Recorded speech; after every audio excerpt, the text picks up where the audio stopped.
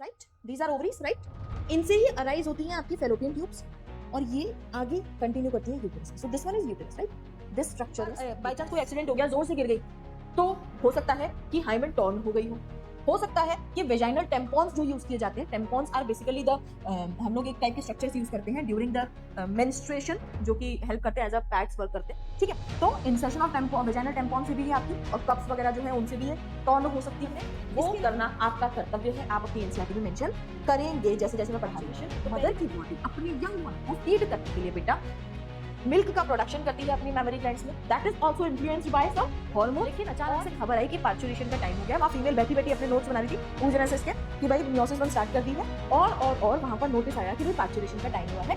तो इसने क्या किया यहाँ पर ले लिया बर्थ, और जब इसने बर्थ लिया तो इस टाइम पर मियोसिस की जो प्रोसेस थी ना उसको रोक करके आ गई थी कि आगे करेंगे बाद में, जन्म के बाद जब टाइम मिलेगा। Hello students, a very good evening to all of you बच्चा लोग। So this is Rekha Devnani, your NEET biology educator, and welcome to operation NEET. तो आज हम लोग हमारे ह्यूमन रिप्रोडक्शन का पार्ट 2 पढ़ने जा रहे हैं। आप सभी बच्चे जिन्होंने पार्ट 1 पढ़ लिया है, वेल एंड गुड, नहीं पढ़ा है तो टेलीग्राम पर जाकर के नोट्स देख लेना और लेक्चर को जाकर के पढ़ लेना, डिस्क्रिप्शन में लिंक आपको प्रोवाइड कर दूंगी। अब देखिएगा बेटा, ध्यान से सुनिएगा। जब हम लोग बात करेंगे हमारे चैप्टर ह्यूमन रिप्रोडक्शन की, तो इसमें पार्ट 1 में मेल रिप्रोडक्टिव सिस्टम पढ़ा। मेल रिप्रोडक्टिव सिस्टम को जिस सीक्वेंस में हमने पढ़ा था कि पहले हमने उनके स्ट्रक्चर्स पढ़े थे, उसके बाद हमने उनकी अलग अलग स्ट्रक्चर्स का डिटेल में स्ट्रक्चर पढ़ा, गैमेटोजेनेसिस पढ़ा और स्ट्रक्चर ऑफ स्पर्म पढ़ा। सेम उसी तरीके से हम लोग फीमेल रिप्रोडक्टिव सिस्टम में प्रोसीड करेंगे और एक एक प्रोसेस को ध्यान से पढ़ेंगे। फीमेल रिप्रोडक्टिव सिस्टम खत्म होने के बाद में मेंस्ट्रुअल साइकिल और पोस्ट फर्टिलाइजेशन इवेंट्स को हम लोग पढ़ेंगे। सेम पहले जैसे मिनिमम टाइम में हमने मेल रिप्रोडक्टिव सिस्टम कंप्लीट किया है, फीमेल रिप्रोडक्टिव सिस्टम को भी हम लोग मिनिमम टाइम में कंप्लीट करने की कोशिश करेंगे। तो इसी के लिए देर नहीं करनी है और फटाफट से स्टार्ट करना है हमें फीमेल रिप्रोडक्टिव सिस्टम। इसके लिए अपने पास में एनसीईआरटी को ओपन करके रख लीजिएगा और अपने पास में नोट्स रख लीजिएगा। कॉपी कर रहे हैं, वेल एंड गुड, नहीं कर रहे हैं तो टेलीग्राम पर चले जाइएगा, यहाँ से इन नोट्स को डाउनलोड कर लीजिएगा, पीडीएफ के फॉर्मेट में मिल जाएंगे, तो फटफट वाले रिवीजन में बहुत आपको मदद करेंगे। तो चलिए स्टार्ट करते हैं हमारा फीमेल रिप्रोडक्टिव सिस्टम। हम ये बात जानते हैं कि जिस तरीके से मेल्स का, ह्यूमन मेल्स का रिप्रोडक्टिव सिस्टम पेल्विक रीजन में लोकेटेड था बेटा, सेम उसी तरीके से फीमेल्स का रिप्रोडक्टिव सिस्टम भी पेल्विक रीजन में लोकेटेड है, जहां पर हमारी पेल्विक बोन्स आती है बेसिकली, राइट। तो पेल्विक रीजन में आपका फीमेल रिप्रोडक्टिव सिस्टम लोकेटेड है। दूसरी चीज इसके अंदर क्या क्या इंक्लूडेड है हमें ये पता होना चाहिए। हमें ये पता होना चाहिए कि इसके अंदर क्या क्या इंक्लूडेड है। पहली चीज आती है बेटा, पहली चीज आती है हमारे रिप्रोडक्टिव सिस्टम में, पहली चीज आती है एक पेयर ऑफ ओवरीज। क्या? एक पेयर ऑफ ओवरीज। और अपने डायग्राम में ढूंढे ना, तो अपने डायग्राम में ढूंढे तो ये रही एक pair of ovaries. Red colour बड़ा सूट करेगा यहाँ पर, यहाँ दिखेगा, ठीक है। These are a pair of ovaries, right. So these are a pair of ovaries जो कि हमारे रिप्रोडक्टिव सिस्टम में लोकेटेड है। इसके साथ साथ और क्या चीजें हो सकती हैं? एक पेयर ऑफ ओविडक्ट्स होंगी बेटा, एक पेयर ऑफ ओविडक्ट्स होंगी जो इन्हीं ओवरीज से अराइज हो रही होंगी, जो इन्हीं ओवरीज से अराइज हो रही होंगी। इनसे आगे कनेक्ट होता हुआ हमारे पास होगा यूटेरस, इससे कनेक्ट होता हुआ हमारे पास होगा यूटेरस, इसको प्रोसीड करेगा हमारा cervix, this is the cervix, and फिर फर्दर वेजाइना, राइट। इसके साथ में कुछ होंगे हमारे एक्सटर्नल जेनिटेलियास।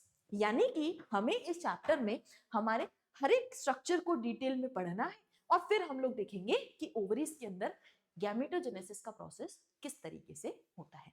तो आइए, अगर आपसे कोई पूछे कि फीमेल रिप्रोडक्टिव सिस्टम में क्या क्या है भाई, तो आपको ये वाली सारी चीजें बतानी है। इनको आप पॉइंटर्स के फॉर्म में भी बता सकते हो, बहुत बेहतरीन डायग्राम भी ड्रॉ कर सकते हो, हम लोग आगे ड्रॉ करेंगे उस तरीके से। एंड अगर आपसे एक पर्टिकुलर स्ट्रक्चर के बारे में पूछे तो उस तरीके से भी प्रोसीड कर सकते हो। आ जाओ पढ़ लेते हैं हम लोग कि हमारे जो रिप्रोडक्टिव सिस्टम है फीमेल्स का काम क्या क्या करता है।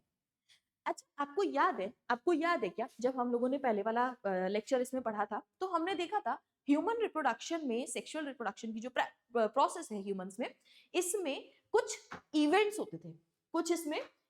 होते थे जो एक के बाद एक होते थे। जैसे कि सबसे पहले होता था गैमेट्स का फॉर्मेशन यानी कि गैमेटोजेनेसिस, फिर इंसेमिनेशन यानी कि सीमेन को एजैकुलेट करना इनटू फीमेल रिप्रोडक्टिव ट्रैक्ट, और ये सीक्वेंस फॉलो करते थे। सबसे मजे की बात बताऊं मैं आपको, गैमेटोजेनेसिस तो हमने मेल्स में भी पढ़ी, गैमेटोजेनेसिस तो हमने मेल्स में भी पढ़ी, गैमेटोजेनेसिस के साथ में insemination, fertilisation, implantation, gestation, parturition और इवन आफ्टर पार्चुरेशन फीमेल की बॉडी लैक्टेट करती है to feed their young one, उसके न्यूट्रिशन के लिए मिल्क प्रोड्यूस करती है। ये सारे के सारे काम फीमेल की बॉडी के अंदर होते हैं। दैट इज द रीजन कि फीमेल की बॉडी थोड़ी सी कॉम्प्लेक्स है as compare to the males, या फिर इनके हॉर्मोन्स थोड़े से कॉम्प्लेक्स है as compare to the males, क्योंकि इनकी बॉडी प्रॉपर सारे फंक्शन कर रही है। तो इसके लिए स्ट्रक्चरल इवेंट्स बहुत सारे हो रहे हैं, हर महीने बॉडी में अलग अलग चेंजेस आ रहे हैं। तो ये सारी प्रोसेस के लिए हमारी बॉडी थोड़ी सी कॉम्प्लेक्स है as compare to human males. ठीक है, तो हमारी बॉडी के अंदर गैमेटोजेनेसिस होगा क्योंकि सेक्सुअल रिप्रोडक्शन में फ्यूजन ऑफ गैमेट होता है, तो हमारी बॉडी में भी ओवा का प्रोडक्शन होगा। यहां पर हम लोग पढ़ेंगे oogenesis। क्या पढ़ेंगे बेटा?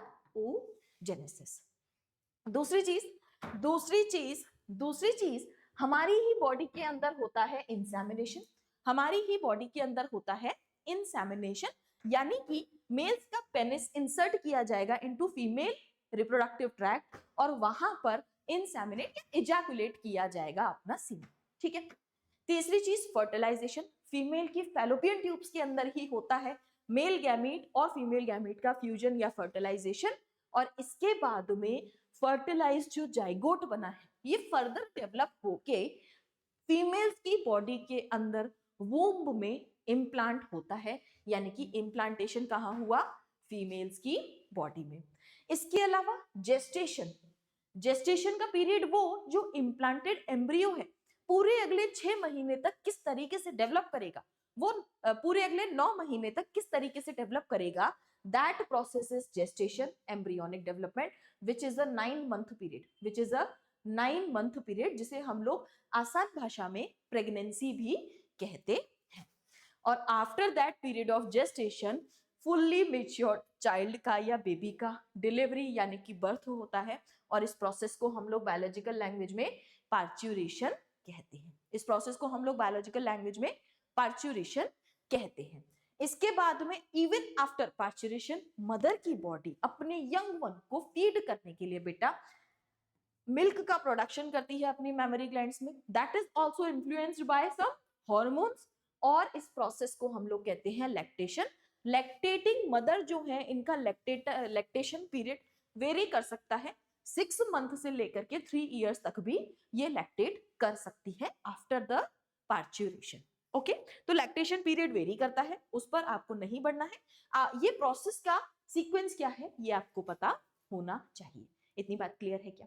अगर ये बात क्लियर है तो आ जाओ हम लोग बढ़ जाते हैं एक एक करके। फीमेल रिप्रोडक्टिव इवेंट्स को समझना है तो इनके स्ट्रक्चर्स भी पढ़ने पड़ेंगे, और जैसे मेल्स में पढ़ा था सेम सीक्वेंस यहाँ पर फॉलो करेंगे। तो सबसे पहली चीज कि प्राइमरी सेक्स ऑर्गन्स कौन से हैं बेटा ह्यूमन फीमेल्स में? अगर बात की जाए प्राइमरी सेक्स ऑर्गन्स की, तो ये प्राइमरी सेक्स ऑर्गन्स हैं ओवरीज। क्योंकि ये प्रोड्यूस करती हैं ओवा यानी कि गैमीट, यानी कि फीमेल गैमीट, और ये प्रोड्यूस करती हैं हार्मोन, ठीक है, और ये प्रोड्यूस करती हैं हार्मोन, और ये हार्मोन हो सकते हैं बेटा आपके ईस्ट्रोजन और प्रोजेस्टेरॉन, ठीक है, ईस्ट्रोजन और प्रोजेस्टेरॉन ये आपके हो सकते हैं। क्लियर? तो फीमेल्स में primary sex organs are ovaries जो कि ओवा या गैमीट प्रोड्यूस करती हैं, और ये female sex organs female hormones यानी कि ईस्ट्रोजन और प्रोजेस्टेरॉन का फॉर्मेशन करती हैं। ठीक, इसके अलावा इसमें इंक्लूडेड होती हैं एक्सेसरी डक्ट्स, इसके अलावा एक्सेसरी ग्लैंड्स और एक्सटर्नल जेनिटल्स। आके देख लेते हैं। एक्सेसरी डक्ट्स में आती हैं बेटा वो डक्ट जो आपकी ओवरीज से निकल करके वोम तक कनेक्ट करती हैं, एंड सबसे पहली आई ओविडक्ट जिसे हम लोग फैलोपियन ट्यूब्स भी कहते हैं, और इसके डिफरेंट डिफरेंट पार्ट अभी आगे पढ़ेंगे। इन्हें हम लोग फेलोपियन ट्यूब्स भी कहते हैं। दूसरा आता है uterus. It is also a part of accessory ducts. Okay, तो डोंट गेट कंफ्यूज्ड, ठीक है। तो it is also a part of accessory ducts, uterus. और तीसरा है वेजाइना। तीसरा है vagina. Yes, it is a part of accessory duct, not an external genital. Okay okay, it is a part of accessory duct, not an external genital. तो एक ये हो गया आपका। फिर आती है हमारी कुछ एक्सेसरी ग्लैंड, जैसे memory gland is one of the feature of mammals, right. Mammals का ही फीचर है, ह्यूमंस के पास में प्रेजेंट है। और अगर आपसे कोई ये बात पूछे कि मेमोरी ग्लैंड्स मैमल्स के पास में प्रेजेंट होती हैं क्या, बिल्कुल होती हैं। कैरेक्टरिस्टिक फीचर है क्या, बिल्कुल है। बट अगर आपसे कोई ये पूछे कि फंक्शनल मेमोरी ग्लैंड किस में प्रेजेंट होगी, फंक्शनल मेमोरी ग्लैंड, ठीक है, तो आपसे फंक्शनल मेमोरी ग्लैंड पूछा तो आप कहेंगे ह्यूमन या मैमेलियन, मैमेलियन फीमेल, ठीक है। तो फीमेल्स में ये फंक्शनल होती है, हालांकि प्रेजेंट तो मेल्स में भी थी, हालांकि प्रेजेंट तो मेल्स में भी थी, बट मेल्स में ये फंक्शनल नहीं है। तो इस डिफरेंस को बेटा समझ पाना है ना, इस डिफरेंस को बेटा समझ पाना। और यहाँ पर आप गलती मत करना, यहाँ पर आप गलती मत करना, ठीक है क्या, ये गलती यहाँ पर मत कर देना, ठीक है। दूसरी चीज आ जाती है external genitals, external genitalias. External genitalias की अगर हम बात करें तो इसमें आता है mons pubis, labia majora, labia minora, hymen और क्लाइटोरिस। क्या, mons pubis, labia majora, labia minora, और इसके बाद में हाइमेन, एंड इसके बाद में आ जाता है क्या, क्लाइटोरिस, ठीक है, ठीक है क्या, क्लाइटोरिस। तो ये वाले हो गए आपके एक्सटर्नल जेनिटेलियास। कहां पर कैसे प्रेजेंट है, एक एक करके आइए स्ट्रक्चर्स देख लेते हैं, एक एक करके आइए स्ट्रक्चर्स देख लेते हैं। समझ नहीं आ रहा है, ये जो वेदर है कभी ठंडी है कभी गर्मी है, कभी ठंडी हो रही है कभी गर्मी हो रही है, तो छोड़ो उसको। अब आ जाओ आप लोग, ये जो फीमेल रिप्रोडक्टिव सिस्टम है हमारी एनसीईआरटी में दोनों डायग्राम दिए हुए हैं, इनको एक एक करके समझते हैं। आ जाओ, सबसे पहले ओवरीज को पढ़ लेते हैं, फिर फैलोपियन ट्यूब्स को पढ़ेंगे, एक एक करके चीजों में आगे बढ़ेंगे, राइट। तो सबसे पहले आते हैं ओवरीज। ओवरीज को जब हम डिटेल में पढ़ने जाएंगे तो हमारी प्राइमरी सेक्स ऑर्गन है, हमें पता है, गैमेट प्रोड्यूस करती है, हमें पता है, ओवेरियन हार्मोन जैसे कि ईस्ट्रोजन और प्रोजेस्टेरॉन प्रोड्यूस करती हैं, ये बात हमें पता है। दूसरी चीज, लोकेटेड है, दो है, और आपके लोअर एब्डोमेन में दोनों जगह पर, यहाँ यहाँ कहीं पर लोकेटेड है, ठीक है, लोअर एब्डोमेन में ईच साइड, दोनों साइड पर एक एक लोकेटेड है। फिर इनकी शेप की बात की जाती है तो ये आमंड शेप का स्ट्रक्चर है, बिल्कुल बादाम जैसा, 2 से 4 सेंटीमीटर लेंथ में होगी, और आपकी पेल्विक वॉल से कनेक्टेड होगी थ्रू लिगामेंट्स। तो आप ये वाला डायग्राम जब देखेंगे बेटा, आप ये वाला डायग्राम जब देखेंगे तो ये है आपकी ओवरीज, आमंड शेप की ओवरीज है, 2 से 4 सेंटीमीटर लेंथ में है। और यहाँ पर ये जो आपको टिश्यू दिख रहा है, ये जो आपको टिश्यू दिख रहा है, दीज आर लिगामेंट्स बेसिकली, और ये लिगामेंट से आपकी पेल्विक वॉल से कनेक्टेड है। कैसे, आपकी पेल्विक वॉल से लिगामेंट की मदद से कनेक्टेड है। तो अपनी एनसीईआरटी के डायग्राम में इन दोनों चीजों को लिख लो, अपनी एनसीईआरटी के डायग्राम में इन दोनों चीजों को लिख लो बेटा, कि पेल्विक वॉल में लोकेटेड है और कहां से कनेक्टेड है, किसकी मदद से कनेक्टेड है, लिगामेंट्स की मदद से। क्लियर है क्या, क्लियर है क्या ये बात आपको इतनी अगर क्लियर है तो आगे आ जाइए, हम लोग ओवरीज के ही स्ट्रक्चर को और थोड़ा सा डिटेल में पढ़ लेंगे, ठीक है। ओवरीज के ही स्ट्रक्चर को और थोड़ा सा डिटेल में पढ़ लेते हैं, ठीक है। आ जाइए, आ जाइए, आ जाइए। फीमेल एसेसरी डक्ट्स में आगे बढ़ेंगे तो हमारे पास में ओविडक्ट या फेलोपियन ट्यूब है, यूटेरस है, और क्या है, वेजाइना, और क्या है, वेजाइना। तो सबसे पहला जो हमारा ओविडक्ट या फेलोपियन ट्यूब है, यूटेरस और वेजाइना, ये एक बार से वाला स्ट्रक्चर देखिएगा। These are can take this one, ठीक है। These are ovaries, right, these are ovaries, right. इनसे ही अराइज होती हैं आपकी फेलोपियन ट्यूब्स, और ये आगे कंटिन्यू करती है यूटेरस में। So this one is uterus, right, this structure is uterus, this structure, ठीक है। और ये आने वाली दो ट्यूब्स, ये वाली इतनी, these are fallopian tubes, these are fallopian tubes, दोनों साइड पर, ठीक। तो इन्हीं को आगे देखते हैं। ओविडक्ट्स को ध्यान से देखोगे तो फेलोपियन ट्यूब भी कहते हैं, ये पार्ट इसका जो कि थोड़ा सा फिंगर लाइक प्रोजेक्शन है इसके पास में, इसको हम लोग इनफंडिबुलम कहते हैं, और these finger like projections are called as fimbri. These finger like projections are called as fimbri. तो एक ये चीज याद रखिएगा।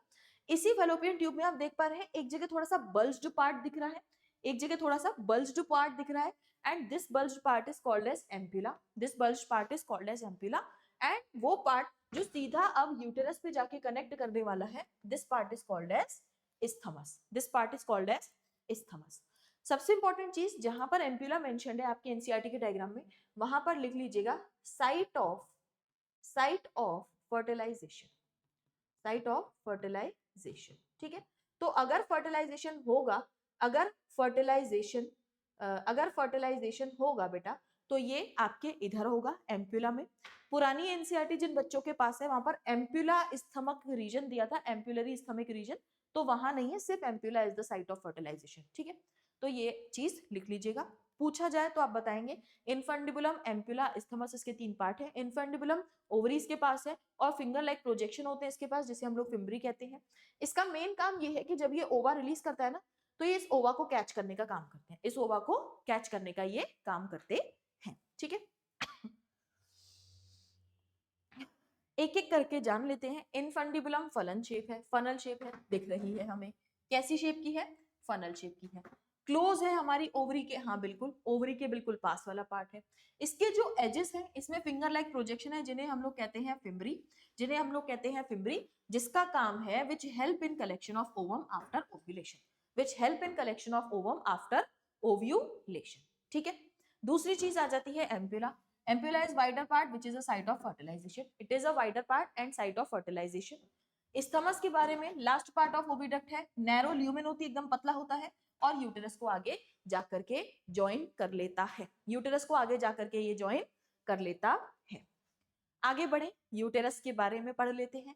यूटेरस हमारी बॉडी में सिंगल है, वूम्ब भी कहते हैं, बच्चेदानी भी बोलते हैं हिंदी में।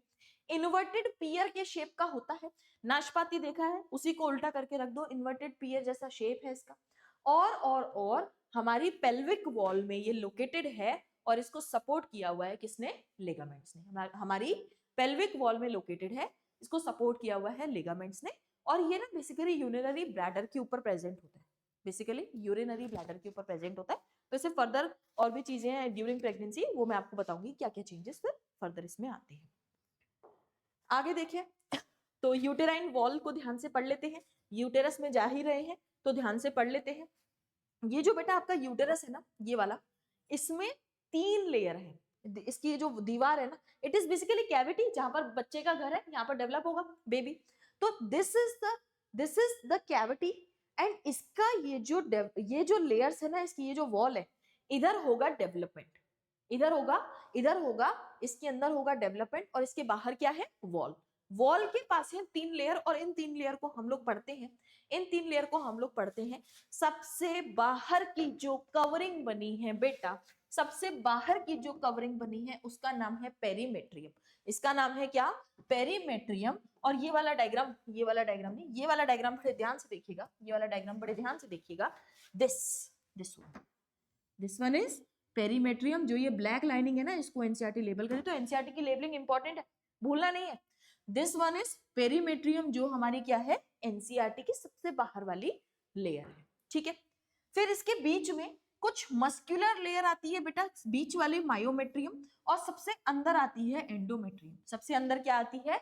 एंडोमेट्रियम। अब इन सबकी स्पेसिफिक बातें मैं आपको बता देती हूँ, और जैसे कि हम लोग की क्लासेस का शेड्यूल है कि हम लोग सारे डायग्राम्स के बीचों बीच ही सारी चीजें मेंशन करते हैं, वो करना आपका कर्तव्य है, आप अपनी एनसीईआरटी में मेंशन करेंगे जैसे जैसे मैं पढ़ा रही हूँ।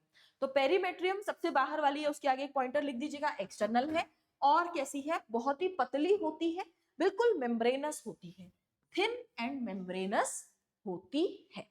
जब हम लोग बात करते हैं मायोमेट्रियम की, तो मायो बीच वाली है, मिडिल है, और ये बहुत थिक लेयर है, और ये स्मूथ मसल्स की बनी हुई होती है बेटा, किसकी? स्मूथ मसल्स की बनी हुई होती है।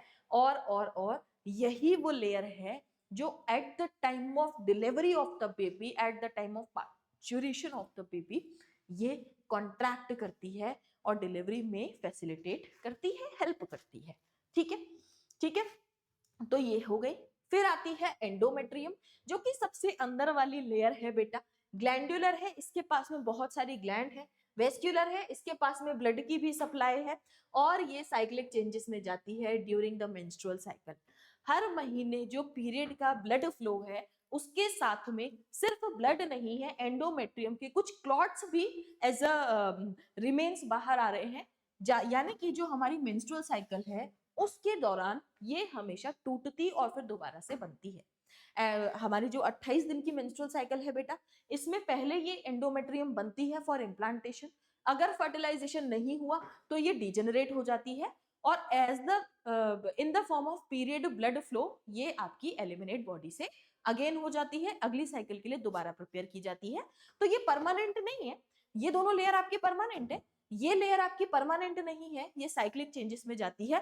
हर 28 दिन में नई बनती है, 28 से 30 दिन में फिर से ये नई बनती है। इसको मेंस्ट्रुअल साइकिल में भी और डिटेल में जानेंगे, ठीक है। मेंस्ट्रुअल साइकिल को डिटेल में जानेंगे, अभी सिर्फ एंडोमेट्रियम की इतनी सी बात कर लीजिएगा, ठीक है, ठीक है। तो ये हो गया आपका यूटेरस और इसकी वॉल।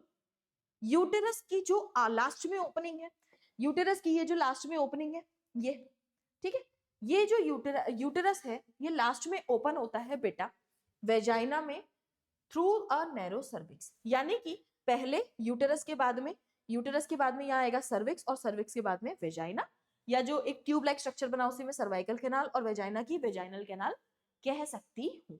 और यही वो रीजन है, यहां पर लिख लीजिएगा वेजाइना और वेजाइनल कैनाल, ठीक है, वेजाइनल कैनाल और सर्वाइकल कैनाल, वेजाइनल कैनाल, ये दोनों मिलकर के बनाती हैं बर्थ कैनाल। क्या बनाती हैं? Birth canal. दोनों मिलकर के बनाती है बर्थ कैनाल। और ये बर्थ कैनाल ही वो रीजन है जहां से डिलीवरी ऑफ द बेबी होता है, तो इसीलिए हम लोग बर्थ कैनाल बोलते हैं। यहीं से बेबी आपका जो है पास होकर के बाहर आएगा, ठीक है। तो आगे आ जाइए। और कैविटी ऑफ सर्विक्स को हम लोग सर्वाइकल कैनाल कहते हैं, which along with vagina form birth canal, ठीक है। तो ये वही सेम स्टेटमेंट हो गया, ठीक है, वही ये सेम स्टेटमेंट आ गया। बाय चांस अगर ऐसा हो कि किसी कारणवश यूटेरस को बॉडी से रिमूव करना पड़ता है, बहुत सारे सर्टेन कंडीशंस होते हैं, हमें यहाँ पर जरूरत नहीं है उन सबको डिस्कस करने की। तो कुछ ऐसी जो कंडीशंस हैं उन्हें हम लोग बेटा, जब हमें यूटेरस को रिमूव करना पड़ता है तो बेसिकली सर्जरिकल रिमूवल होता है। That surgical removal is called as hysterectomy. That surgical removal is called as hysterectomy. तो hysterectomy is the surgical removal of uterus in certain condition, जब हमें करना पड़ता है। ऐसे जबरदस्ती किया नहीं जा रहा है, बट अगर कोई ऐसी नीड है, बॉडी की कोई प्रॉब्लम है यूटेरस में, कई बार यूटेराइन कैंसर होता है तो यूटेरस को ही रिमूव कर दिया जाता है। That surgery is termed as hysterectomy, right. आगे आ जाए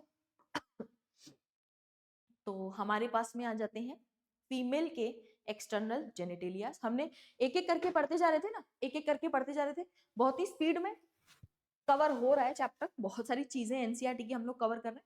एक एक करके हम लोग पढ़ रहे थे ना। हमने सबसे पहले ओवरीज देख ली, फिर हमने ओविडक्ट्स देख ली, फिर हमने बाकी की जितनी कैनाल्स थी वो सब देख ली। अब हम लोग एक्सटर्नल जेनिटेलियास पर आ जाते हैं। एक्सटर्नल जेनिटेलियास में हमने सबसे पहले देखा mons pubis, labia majora, labia minora, clitoris, hymen, है ना। अब मैं आपको इनका स्ट्रक्चर बता देती हूँ। टाइम को बचाने के लिए डायग्राम पहले से ड्रॉ करके रखा गया है आपके लिए, तो आप इसे समझिएगा बड़े ध्यान से समझिएगा। फीमेल के जो बेटा एक्सटर्नल जेनिटल्स है ना, फीमेल्स के जो एक्सटर्नल जेनिटल्स है ना फीमेल्स के जो एक्सटर्नल जेनिटल्स है ना बेटा, बेसिकली हमारे पास में एक स्ट्रक्चर है। ये जो व्हाइट कलर का स्ट्रक्चर बना हुआ है ना, व्हाइट कलर का जो स्ट्रक्चर बना हुआ है, this structure is called as vestibule. इसका नाम एनसीईआरटी में नहीं है, ठीक है, लेकिन आपको पता होना चाहिए। This structure is vestibule. This basically area, ठीक है, एक पर्टिकुलर एरिया है, ठीक है। इसके बाहर है दो लिप लाइक स्ट्रक्चर। इसके बाहर है क्या?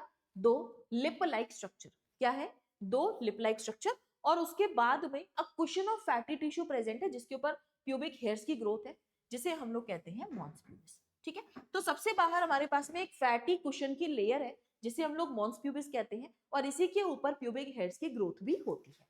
फैटी टिश्यू का कुशन, ठीक है। फैटी टिश्यू के कुशन के अंदर जैसे ही हम आते हैं, फैटी टिश्यू के कुशन के अंदर हम जैसे ही आते हैं, तो हमारे पास में दो लिप लाइक स्ट्रक्चर है। तो जो बाहर वाले लिप है ना, ये थोड़े से बड़े हैं, बाहर वाले लिप लाइक स्ट्रक्चर है, थोड़े से बड़े हैं, इन्हें हम लोग लेबिया मेजोरा बोलते हैं। और इसी के अंदर थोड़े से पतले लिप लाइक स्ट्रक्चर और प्रेजेंट है जिन्हें हम लोग लेबिया माइनोरा कहते हैं। ठीक है, मेजोरा बाहर है, माइनोरा इसके अंदर है। इन स्ट्रक्चर्स के अंदर का जो पूरा एरिया है, इन स्ट्रक्चर्स के अंदर का जो पूरा एरिया है उसे मैं कहती हूँ वेस्टिब्यूल। उसे मैं क्या कहूंगी बेटा? वेस्टिब्यूल। ठीक है, क्या कहूंगी मैं? वेस्टिब्यूल। यहां पर आपके प्रेजेंट है दो ओपनिंग, यहां पर आपके प्रेजेंट है दो ओपनिंग। एक तो वो ओपनिंग जो आपके यूरिनरी ब्लैडर की है, यानी कि यूरेथ्रल मीएटिस, जो कि बेसिकली यूरिनेशन में हेल्प करेगा। ठीक है, इसी के नीचे एक और ओपनिंग प्रेजेंट है जिसे मैं कहती हूँ वेजाइनल ओरिफिस, जिसे मैं कहती हूँ वेजाइनल ओरिफिस। और ये वेजाइनल ओरिफिस जो है, ये ध्यान रखिएगा, यूरेथ्रल मीएटिस और वेजाइनल ओरिफिस दो अलग ओपनिंग है, सिंगल नहीं है। ठीक है, तो ये क्या है? वेजाइनल ओपनिंग है जिसे हम लोग वेजाइनल ओरिफिस बोलते हैं। और ये जो आपका वेजाइनल ओरिफिस है ना, ये पार्शियली कवर होता है बाय अ मेम्ब्रेन स्ट्रक्चर जिसको हम लोग हाइमेन बोलते हैं, जिसको हम लोग हाइमेन बोलते हैं। इतनी बात क्लियर है क्या? इतनी बात क्लियर है? तो एक चीज और देखिएगा, जहां पर हमारा लेबिया माइनोरा है ना, जहां पर हमारा लेबिया माइनोरा ऊपर आके मीट कर रहा है, वहां पर हमारे पास में एक फिंगर लाइक स्ट्रक्चर प्रेजेंट है, या एक फिंगर लाइक टिश्यू प्रेजेंट है जो कि इरेक्टाइल है। क्या है? इरेक्टाइल है। And this finger like erectile tissue is called as clitoris, is called as clitoris. ठीक है, तो ध्यान से सुनिएगा, इसके बाद में मैं आपको फिर पढ़ाती भी हूं कि क्या क्या स्ट्रक्चर्स हैं। सबसे बाहर मेरे पास है एक कुशन ऑफ फैटी टिश्यू जिसके ऊपर प्यूबिक हेयर्स की ग्रोथ है, मॉन्स प्यूबिस। इसके अंदर मेरे पास आते हैं दो लिप लाइक स्ट्रक्चर जिन्हें मैं कहती हूँ लेबिया मेजोरा। फिर इसके अंदर और आते हैं दो लिप लाइक स्ट्रक्चर जिन्हें मैं कहती हूँ लेबिया माइनोरा। इन लेबिया माइनोरा के अपर जंक्शन पर प्रेजेंट है clitoris which is an erectile tissue. ठीक है, इसके अंदर का जितना भी स्ट्रक्चर है इसे हम वेस्टिब्यूल कहते हैं। और वेस्टिब्यूल के पास है दो ओपनिंग्स, पहली है यूरेथ्रल मीएटिस जहां से यूरिनेशन में हेल्प होगी, और दूसरा है वेजाइनल ओरिफिस जो कि पार्शियली कवर होता है एक मेम्ब्रेनस स्ट्रक्चर से जिसे मैं हाइमन कहती हूँ, जिसे हम लोग हाइमन कहते हैं। क्या इतनी बात क्लियर है? अगर ये बात क्लियर है तो आ जाओ आगे, आ जाओ आगे। मॉन्स प्यूबिस का काम क्या है? एक कुशन है फैटी टिश्यू का जो कि कवर्ड बाय है स्किन एंड प्यूबिक हेयर्स।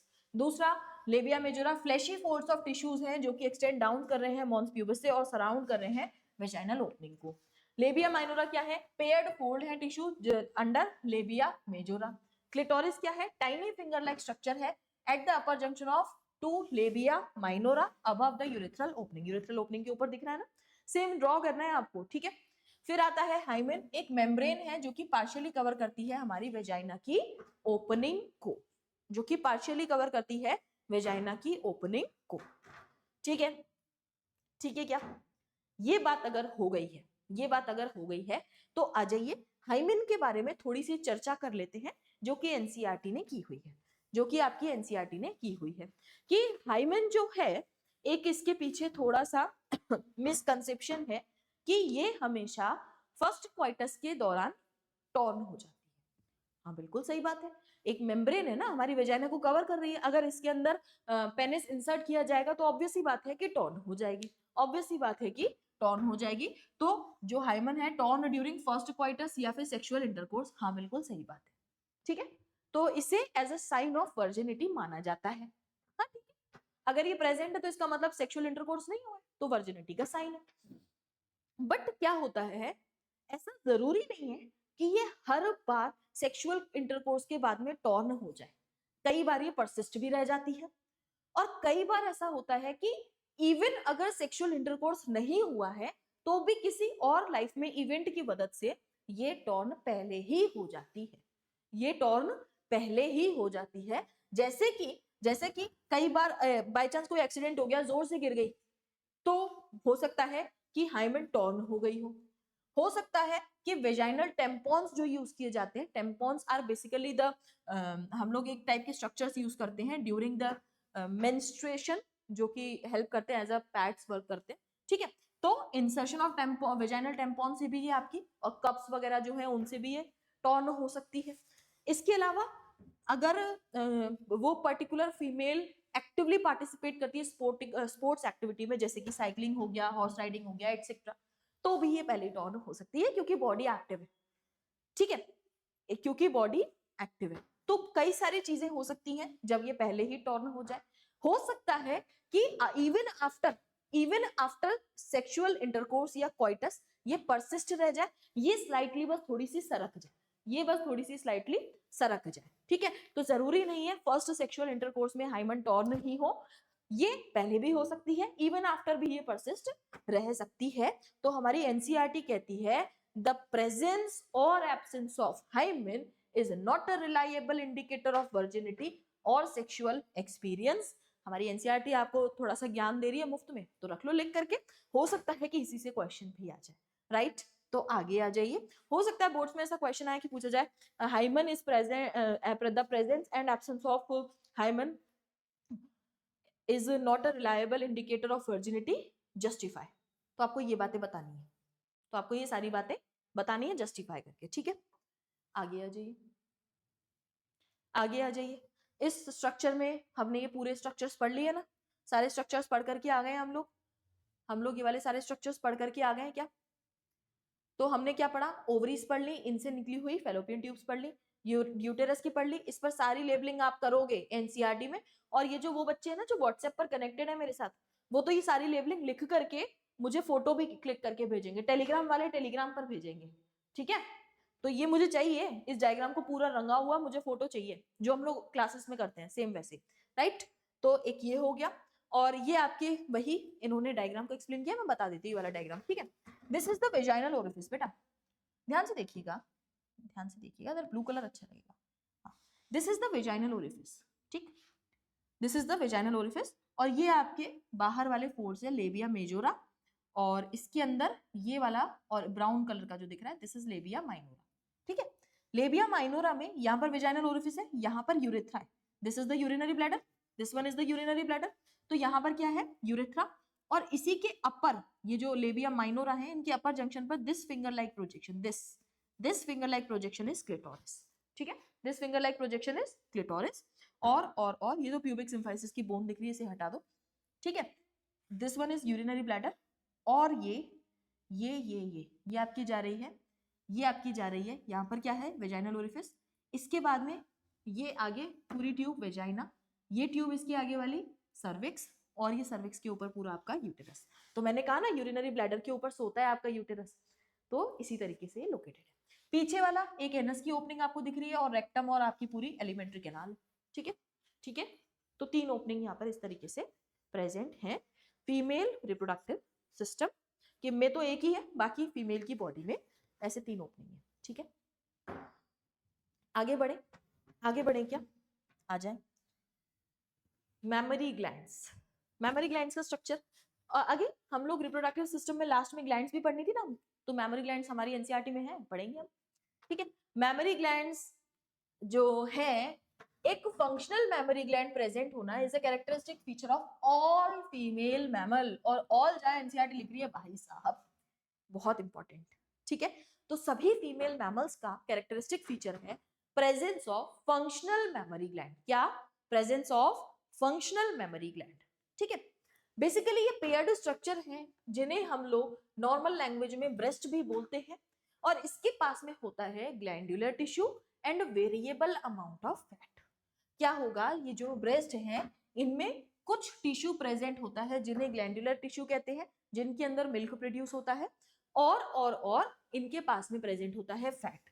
ये जो अमाउंट ऑफ फैट है, अच्छा ग्लैंडुलर टिश्यू में ना there are number of alveoli, ठीक है, तो कुछ number of glandular tissue present होता है, हालांकि जो फैट का अमाउंट है वो वेरी कर सकता है, and that is basically the decision factor that decides the size of the breast, ठीक है, that will decides the size of the breast. तो आपका ग्लैंडुलर टिश्यू हो गया, और आपके पास में क्या हो गया, variable amount of fat present हो गया, क्लियर। आगे बढ़े, तो इनका स्ट्रक्चर ध्यान से देख लेते हैं, हमारी एनसीईआरटी का है, ठीक है, ये हमारी एनसीईआरटी का ही है। तो आ जाए देखिए, हमारे पास ना बहुत सारे मेमोरी लोब्स होते हैं जो कि बेसिकली ग्लैंडुलर टिश्यू का पार्ट है। ग्लैंडुलर टिश्यू या मैं कहूं कि इन the form of memory lobes में हमें मिलता है, इन the form of memory lobes मिलता है, और एक ब्रेस्ट में 15 से 20 ये होते हैं, एक ब्रेस्ट में 15 से 20 ये होते हैं। तो डिफरेंट डिफरेंट फीमेल्स में इनका जो नंबर है ना 15 से 20 ही रहेगा, ठीक है। तो ये वेरी नहीं करता, वेरी क्या कर रहा है, अमाउंट ऑफ फैट, जो कि साइज डिसाइड कर रहा है, ठीक है। तो यहाँ पर क्या हुआ, 15 से 20 होंगे हर एक ब्रेस्ट में, क्या होंगे, मेमोरी लोब्स प्रेजेंट होंगे, ठीक है, मेमोरी लोब्स प्रेजेंट होंगे, और इन लोब्स के अंदर बहुत सारे सेल्स प्रेजेंट होंगे। इन लोब्स के अंदर बहुत सारे क्या प्रेजेंट होंगे बेटा, सेल्स, और सेल्स भी नहीं, क्लस्टर ऑफ सेल्स प्रेजेंट होंगे। क्या प्रेजेंट होंगे, क्लस्टर्स ऑफ, इनके पास में सेल्स प्रेजेंट होंगे, ठीक है। अच्छा, ये जो मेमोरी लोब्स है, मेमोरी लोब्स है, इन्हीं के अंदर क्लस्टर्स ऑफ सेल्स प्रेजेंट थे, जिन्हें हमने क्या कहा, मेमोरी एल्वियोलाई। क्या कहा हमने, मेमोरी एल्वियोलाई। ये जो एल्वियोलाई हैं, ये वही स्ट्रक्चर्स हैं जो कि मिल्क को सेक्रीट करते हैं, जो कि मिल्क को सेक्रीट करते हैं और अपनी ही ल्यूमिन में स्टोर भी करते हैं।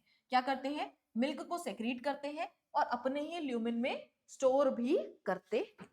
ये मेमोरी एल्वियोलाई ओपन होते हैं ट्यूब लाइक स्ट्रक्चर में, जिन्हें हम लोग मेमोरी ट्यूब्यूल्स कहते हैं, जिन्हें हम लोग मेमोरी ट्यूब्यूल्स कहते हैं। और ये ट्यूब्यूल्स जो हैं, हर एक लोब से निकलती हुई आती है और एक वाइडर पोर्शन बना लेती है। ये वाइडर पोर्शन बना लेती है और इस वाइडर पोर्शन को हम लोग कहते हैं मेमोरी एम्प्यूला। एम्प्यूला टर्म हम लोग उन ट्यूब्स के लिए यूज करते हैं जो वाइडर होती है, ठीक है। तो वाइडर पार्ट ऑफ ट्यूब को हम लोग हमेशा एम्प्यूला से रिप्रेजेंट करते हैं, जैसा फेलोपियन ट्यूब में भी किया। तो it is a wider portion, और ये फिर कनेक्ट हो जाती है हमारी लेटिसिफेरस डक्ट से, जहां से मिल्क को सक किया जाता है बाय बेबी, ठीक है। At the area of nipple, यहाँ पे लेटिसिफेरस डक्ट है जहां से कि बेबी इसको सक कर सकता है, ठीक है। तो ये आपको पहले तो पता होना चाहिए, ये आपको पहले तो पता होना चाहिए, ये आपको पहले तो पता होना चाहिए। इसमें ना एक चीज और यहाँ पर ऐड करनी है, हमारी एनसीईआरटी में भी लिखी हुई है, ठीक है। मेमोरी लोब है, मेमोरी एल्वियोलाई है, मेमोरी ट्यूब्यूल है, ठीक है। इसके बीच में मेमोरी डक्ट और आता है, इसके बीच में मेमोरी डक्ट और आता है, ठीक है, मेमोरी डक्ट और आता है, ठीक है। एक बार से रुकिएगा, इसके बीच में मेमोरी डक्ट और आएगा, ठीक है। तो डक्ट के बाद में ये, ठीक है, ये सीक्वेंस याद कर लीजिएगा, क्योंकि हमारी एनसीईआरटी में ना मेंशन्ड है, क्या है, मेमोरी लोब, फिर मेमोरी एल्वियोलाई, फिर मेमोरी डक्ट, ठीक है। मेमोरी डक्ट से पहले यहाँ पर एनसीईआरटी में लिख लीजिएगा मेमोरी ट्यूब्यूल्स, क्योंकि एनसीईआरटी के टेक्स्ट में ट्यूब्यूल लिखा है, डायग्राम में डक्ट है। ये सीक्वेंस आपको पता होना चाहिए, ठीक है। यहाँ पर हर्षदा मैडम से बाई चांस रह गया है कुछ, ठीक है, यहाँ पर डक्ट होना चाहिए बीच में, ठीक। फिर इसके बाद में डक्ट और फिर लेटिसिफेरस डक्ट, और फिर ये सिंपल आपका हो जाएगा बाहर, सक्ड आउट, ठीक है। ठीक है क्या, ठीक है क्या। याद रखने के लिए एक बहुत ही सिंपल सी ट्रिक बता सकती हूँ मैं आपको, सीक्वेंस भूल ना जाओ उसके लिए मैं आपको ट्रिक बता सकती हूँ। हालांकि थोड़ी सी सिली है, और ये सिली काम हम लोग अपने क्लासरूम वाली एज में करते ही है ना, तो ये सिली काम मैंने ही अपनी क्लास 12th में किया था, तो आपको याद हो जाएगा। सिंपल सा एक का वो याद रख लीजिए, निमोनिक, लात पर दाद, दाद वो नहीं होता, दाद खाद खुजली रिंगवर्म होता है, ठीक है। और ये हो गई लात। हिंदी अच्छी लिखी है ना मैंने, हाँ अच्छी तो लिखी है, कोई नहीं कहेगा कि अच्छी नहीं है।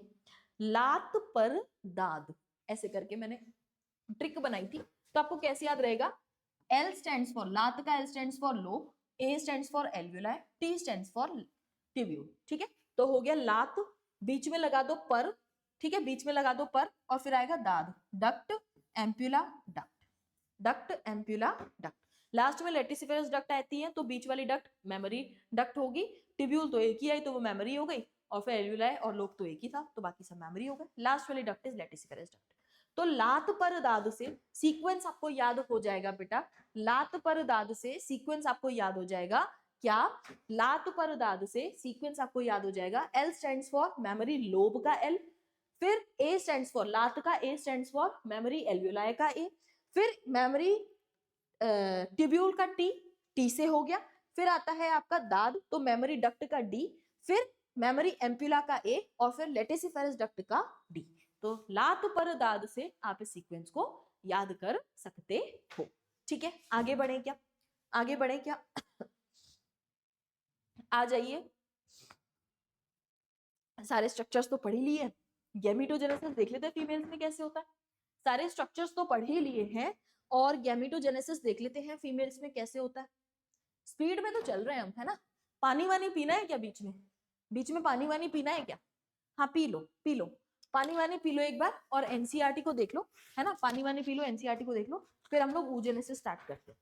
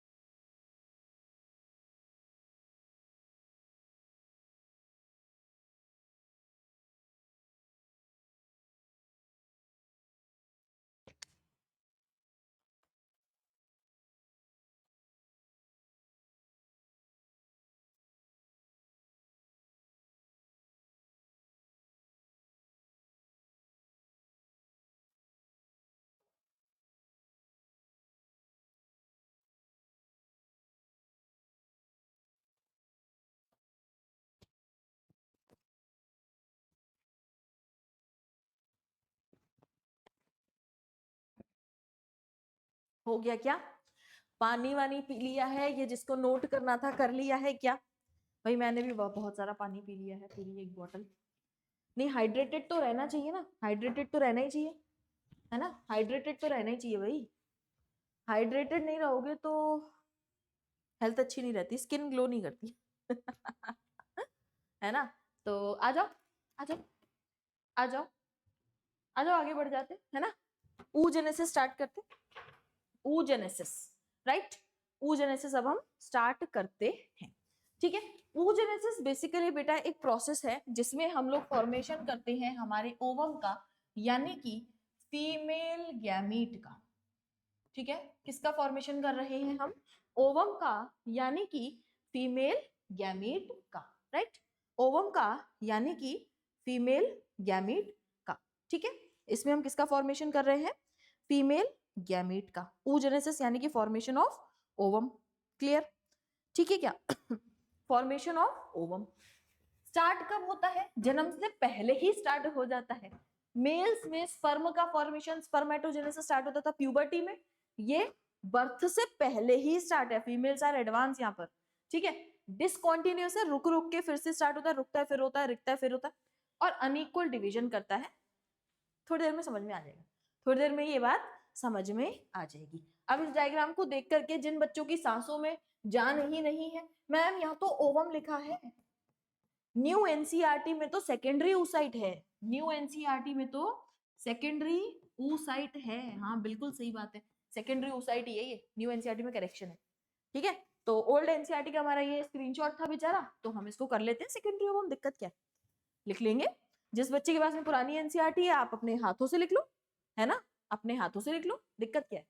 दिक्कत तो कोई नहीं है ना। आगे आ जाइए, आगे आ जाइए, पढ़ लेते हैं एक एक करके पूरा प्रोसेस। और जो बच्चे इसमें कंफ्यूज रहते थे ना, मैं ये आपको एश्योर कर सकती हूँ कि नहीं भूलोगे, अभी ध्यान से सुन लो बस, नहीं भूलोगे कभी, अभी ध्यान से सुन लो बस। ठीक है, तो देखो बेटा, एक फीमेल की ओवरीज में there are n number of oogonia, there are n number of oogonia, और ये जो oogonia है ना, ये जो oogonia है ना, ये बहुत सारे प्रेजेंट है at the time before the birth. ठीक है, बहुत सारे प्रेजेंट है, ये माइटोसिस करते हैं, और जैसे जैसे वहां पर स्पर्मेटोगोनिया था ना, सेम यहाँ पर oogonia है, माइटोसिस करते हैं और ये प्राइमरी oocyte का फॉर्मेशन करते हैं। किसका? प्राइमरी oocyte का फॉर्मेशन करते हैं। तो oogonia ने माइटोसिस किया, क्या बना दिया? Primary oocyte। ठीक है, कब बना दिया? Primary oocyte। तो ये तो क्या हुआ, जितने भी oogonia मेच्योर सेल प्रेजेंट थे फीमेल की ओवरीज में, इन सब ने माइटोसिस डिवीजन करके प्राइमरी oocyte बना लिया बिफोर बर्थ। ये प्राइमर यानी कि अब oogonia नए और नहीं मिलेंगे, सिर्फ प्राइमरी oocyte है ना, बात समझ में आ रही है ना। अब oogonia और नहीं मिलेंगे, यहाँ पर क्या है? सिर्फ और सिर्फ प्राइमरी oocyte। ये जो प्राइमरी oocyte है बेटा, ये जो आपके प्राइमरी oocyte है बेटा, ये जन्म से पहले ही मियोसिस करना स्टार्ट कर देते हैं। मैंने आपको पहले भी कोड बताया था ना कि मियोसिस 1 होती है प्राइमरी स्पर्मेटोसाइट में, same happens with this, meiosis 1 होती है प्राइमरी oocyte में, same happens with this, meiosis 1 होती है इन प्राइमरी oocyte।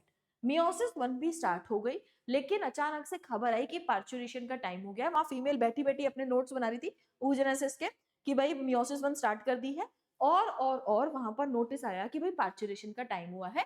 तो इसने क्या किया, यहाँ पर ले लिया बर्थ, और जब इसने बर्थ लिया तो इस टाइम पर मियोसिस की जो प्रोसेस थी ना, उसको रोक करके आ गई थी कि आगे करेंगे बाद में, जन्म के बाद जब टाइम मिलेगा, जब टाइम मिलेगा तब करेंगे। ठीक है, तो मियोसिस यहाँ पर इसने रोक दी और हो गया बच्ची का बर्थ। ठीक है, बर्थ हो गया, चाइल्डहुड बहुत आराम से जाएगा, मियोसिस अभी रुकी ही हुई है, मियोसिस अभी रुकी ही हुई है, मियोसिस अभी क्या है बेटा? रुकी ही हुई है। लेकिन जैसे ही चाइल्डहुड 10-12 साल की उम्र हो गई लड़की की, यानी कि प्यूबर्टी ने हिट किया, तो अब जो ओवरी के अंदर बहुत सारे प्राइमरी oocyte हैं, और जो रुके हुए प्राइमरी oocyte हैं मियोसिस के बीच में, अब ये कहते हैं देखो प्यूबर्टी आ गई है, एक साथ या तो सब मैच्योर हो जाओ या फिर एक एक करके मैच्योर हो जाओ हर मेंस्ट्रुअल साइकिल में। तो इनका डिसीजन ये बनता है कि हर मेंस्ट्रुअल साइकिल में एक एक प्राइमरी oocyte अपना मियोसिस 1 कंप्लीट करेगा और फॉर्म करेगा सेकेंडरी oocyte। क्या इन्होंने हर मेंस्ट्रुअल साइकिल में हर 28 दिन में एक प्राइमरी oocyte अपनी मियोसिस 1 कंप्लीट करेगा और रिलीज करेगा सेकेंडरी oocyte, ये इन्होंने डिसाइड किया। तो प्यूबर्टी के टाइम पर एक एक करके जितने भी आपके प्राइमरी oocyte थे मियोसिस 1 को कंप्लीट करते हैं और रिलीज करते हैं सेकेंडरी oocyte। oocyte प्राइमरी हमारा था 2n, और मियोसिस के बाद में बनेगा तो ऑब्वियसली बात है एन बनेगा। तो दो सेल्स जो यहाँ पर बनी ना डिवीजन के बाद, एक सेल होती है प्राइमरी सेकेंडरी oocyte और दूसरी सेल जो बनी उसे हम लोग कहते हैं फर्स्ट पोलर बॉडी। इसे हम लोग क्या कहेंगे बेटा, फर्स्ट पोलर बॉडी। क्यों? क्योंकि सेकेंडरी oocyte के पास में ज्यादा साइटोप्लाज्म था, बड़ी सेल बनी। ये छोटी सी सेल बनती है, आगे जाके डीजनरेट हो जाएगी, आगे जाके ये डीजनरेट हो जाएगी और eight the time of ovulation secondary oocyte release कर दिया जाएगा, फेलोपियन ट्यूब्स कैच कर लेंगी। क्या कर लेंगी? फेलोपियन ट्यूब्स कैच कर लेंगी। और अगर इसके पास में स्पर्म आ गया तो ये मियोसिस 2 करेगी, नहीं तो ऐसे डीजनरेट हो जाएगी। क्या? तो ये मियोसिस 2 करेगी, अदरवाइज ऐसे ही डीजनरेट हो जाएगी। रीजन इज कि भाई क्यों एनर्जी वेस्ट करनी है। मियोसिस 2 तभी होगा जब इसमें एंट्री ऑफ स्पर्म होगा। एंट्री ऑफ स्पर्म किसमें होगा? सेकेंडरी oocyte में। एंट्री ऑफ स्पर्म हुआ, मियोसिस 2 खटाक से कंप्लीट, एक सेकेंड पोलर बॉडी, एक ओवम बनेगा। ओवम के अंदर न्यूक्लियस मिलेगा स्पर्म का और फिर बनेगा जाइगोट। नहीं हुआ तो ये पूरा डीजनरेट हो जाएगा। सेकेंड पोलर बॉडी तो वैसे भी आगे जाकर के डीजनरेट होनी ही होनी है। क्या समझ में आया? तो आ जाओ, देख लो ध्यान से। हमारे पास में there are N number of oogonia, इन्होंने माइटोसिस किया, प्राइमरी oocyte बना दिए। फीटल लाइफ की ये बात थी। प्राइमरी oocyte ने फर्स्ट मियोटिक डिवीजन भी स्टार्ट कर दिया था, लेकिन बीच में हो गया बर्थ, तो उसको रोक करके पैदा हो गई। रोक करके पैदा हो गई, चाइल्डहुड में लिए पूरे मजे, प्यूबर्टी आई तो प्राइमरी oocyte का बनाए दो सेल, एक सेकेंडरी oocyte, एक first polar body. Polar body degenerate हो गई, सेकेंडरी oocyte इंतजार कर रहा है स्पर्म की एंट्री का। स्पर्म आया तो इसने किया मियोसिस सेकेंड और बनाया ओवम और सेकेंड पोलर बॉडी। स्पर्म नहीं आया तो एज इट इज डीजनरेट हो जाएगा। स्पर्म नहीं आया तो एज इट इज डीजनरेट हो जाएगा। तो जहां मियोसिस 1 हुआ है वहीं पर हमारा क्रोमोसोम नंबर 2n से n होगा, बाकी जगह तो कांस्टेंट रहेगा, बाकी जगह तो कांस्टेंट रहेगा। That's it, that's it, that's it. Clear? अब जो आपको कंफ्यूजन होता है ना, इसमें तो होता ही नहीं है। कंफ्यूजन होता है फॉलिकल्स का डेवलपमेंट कैसे हो रहा है मैम, हमारी ओवरीज में तो फॉलिकल्स है, अब आप बता रहे हो प्राइमरी oocyte है, हमें इधर कंफ्यूजन है ना? होता है ना? तो प्राइमरी oocyte का या आप अगर कहें oogenesis जो है, ये फॉलो करती है फॉलिकुलर डेवलपमेंट को। ये क्या करती है? फॉलो करती है फॉलिकुलर डेवलपमेंट को। तो हमारी जो ओवरीज है ना, इसके अंदर there are n number of follicles बेटा, और हर एक फॉलिकल के अंदर प्रेजेंट होते हैं हमारे हमारे प्राइमरी oocyte। और ये oocyte जैसे जैसे डेवलप होते हैं, ये तभी डेवलप होते हैं जब हमारी पूरा फॉलिकल डेवलप होता है। यानी कि हमने oogenesis तो देख लिया, अब हम फॉलिकुलर डेवलपमेंट भी जान लेते हैं। अब हम फॉलिकुलर डेवलपमेंट भी जान लेते हैं। ध्यान से सुनिएगा, एक जो फीमेल की ओवरी है बेटा, इसके पास में जो ओवरी है ना, इसके अंदर बहुत सारे फॉलिकल्स हैं जिन्हें हम लोग कहते हैं प्राइमरी फॉलिकल, जिन्हें हम लोग कहते हैं primary follicle. Follicle are basically एक स्ट्रक्चर जिसके बीच में एक सेल है और सराउंड करने वाली बहुत सारी सेल है। गुलाब, ये कोई सूरजमुखी का फूल नहीं है, ठीक है? यहाँ पर क्या है, बहुत सारी सेल्स है जो कि इसको सराउंड कर रही है। तो सराउंडिंग सेल को हम लोग कहते हैं, सराउंडिंग सेल को हम लोग कहते हैं ग्लोमेरुलोसा सेल, क्या बोलते हैं, सराउंडिंग सेल्स को हम लोग कहते हैं ग्रेन्युलोसा सेल्स। सराउंडिंग सेल्स को हम लोग कहते हैं ग्रेन्युलोसा सेल्स, ठीक है? ये ग्रेन्युलोसा सेल्स सराउंड कर रही है आपके प्राइमरी oocyte को, और इस स्ट्रक्चर को हम लोग कहते हैं प्राइमरी फॉलिकल, जो कि eight the time of birth present है। जिनमें से बहुत सारे प्राइमरी फॉलिकल तो जन्म होते होते थक हार मानकर डिजनरेट हो जाते हैं, और eight the time of birth कुछ प्रेजेंट होते हैं, और प्यूबर्टी आते आते तो 60 से 80 हजार प्राइमरी फॉलिकल ही बचते हैं। प्यूबर्टी आते आते तो 60 से 80 हजार प्राइमरी फॉलिकल ही बचते हैं। ये जो प्राइमरी फॉलिकल है बेटा, ये जो प्राइमरी फॉलिकल है आफ्टर प्यूबर्टी एक एक करके डेवलप करते हैं। क्या करते हैं? आफ्टर प्यूबर्टी एक एक करके डेवलप करते हैं।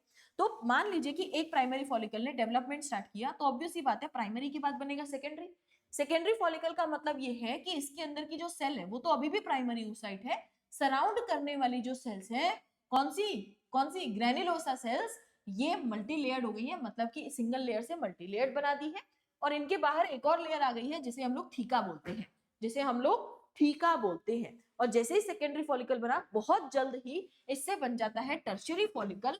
और टर्शियरी फॉलिकल और सेकेंडरी फॉलिकल में एक छोटा सा डिफरेंस है, दो छोटे से डिफरेंस है कि ये तीन छोटे से डिफरेंस है कि पहली चीज तो प्राइमरी oocyte से इस सेल ने डिवाइड करके बना लिया है सेकेंडरी oocyte, ठीक है? दूसरी चीज प्राइमरी oocyte से बना के क्या बना लिया? Secondary oocyte। दूसरी चीज, इसके पास में जो थीका थी वो दो लेयर में बट गई, थीका एक्सटर्ना, थीका इंटरना। किसमें बट गई? Theca externa, theca interna. और इसके पास में एक फ्लूइड फिल्ड कैविटी भी बन गई जिसका नाम दे दिया एंट्रम। जिसका नाम क्या दे दिया? एंट्रम फ्लूइड फिल्ड कैविटी ये है। ठीक है, क्या है ये? फ्लूइड फिल्ड कैविटी है। टर्शियरी फॉलिकल अब थोड़ा सा और चेंजेस लाके एक मेच्योर फॉलिकल में कन्वर्ट होता है और इसका नाम दे दिया जाता है Graafian follicle. And this Graafian follicle will release this secondary oocyte। और ग्राफियन फॉलिकल के डिफरेंस बता देती हूँ। थीका बिल्कुल सेम रहेगी, ग्रैन्युलोसा सेल्स बिल्कुल सेम रहेंगी, बचेगा तो क्या? सेकेंडरी oocyte के बाहर एक और लेयर बन जाएगी जिसका नाम है जोना पेलिसिडा। तो टर्शियरी फॉलिकल और ग्राफियन फॉलिकल में डिफरेंस क्या हुआ? जोना पेलिसिडा और आ गई है नहीं। क्या हो रहा है? जोना पेलिसिडा और आ गई है नई। ठीक है, तो जोना पेलिसिडा यहाँ पर नई बन गई है। और अब क्या होगा? ओव्यूलेशन होगा इसका। क्या होगा? ओव्यूलेशन। सेकेंडरी oocyte आएगा अपने 14th day of menstrual cycle पे, ऐसे रिलीज हो जाएगा along with some corona radiata cells. आसपास के इसकी जो सेल्स इसको सराउंड कर रही होंगी, अकेला तो नहीं जाएगा, बारात जाएगी इसके साथ में, तो सराउंडिंग में सराउंड करने वाली सेल्स आर कोरोना रेडिएटा। इसके पास में जोना पेलिसिडा और अंदर सेल है सेकेंडरी oocyte। ठीक है, अंदर सेल है सेकेंडरी oocyte जिसकी मियोसिस 1 कंप्लीट हो गई है। और ओव्यूलेशन के बाद जो रप्चर्ड ग्राफियन फॉलिकल बचा ये कन्वर्ट हो जाता है कॉर्पस ल्यूटियम में, और ये इसकी याद में बोलता है बेटा तू जा, तू फर्टिलाइज होना, जैसे तू फर्टिलाइज होगा ना मैं पीछे से तेरे को प्रेगनेंसी को सपोर्ट करने के लिए एक हार्मोन बना के दूंगा जिसका नाम है प्रोजेस्टेरॉन। जिसका नाम है प्रोजेस्टेरॉन। मैं कंटिन्यूअसली प्रोजेस्टेरॉन बनाता रहूंगा, एंडोमेट्रियम को थिक करता रहूंगा, तेरा घर बनाता रहूंगा जिससे कि तू इम्प्लांट हो जाए, जिससे कि तू इम्प्लांट हो जाए। बात समझ में आई क्या? बात समझ में आई क्या? बात समझ में आई क्या? किस तरीके से फॉलिकल्स का डेवलपमेंट सपोर्ट कर रहे हैं आपकी प्रेगनेंसी को, या फिर आपके फर्टिलाइजेशन को, या फिर आपके ओवा के डेवलपमेंट को।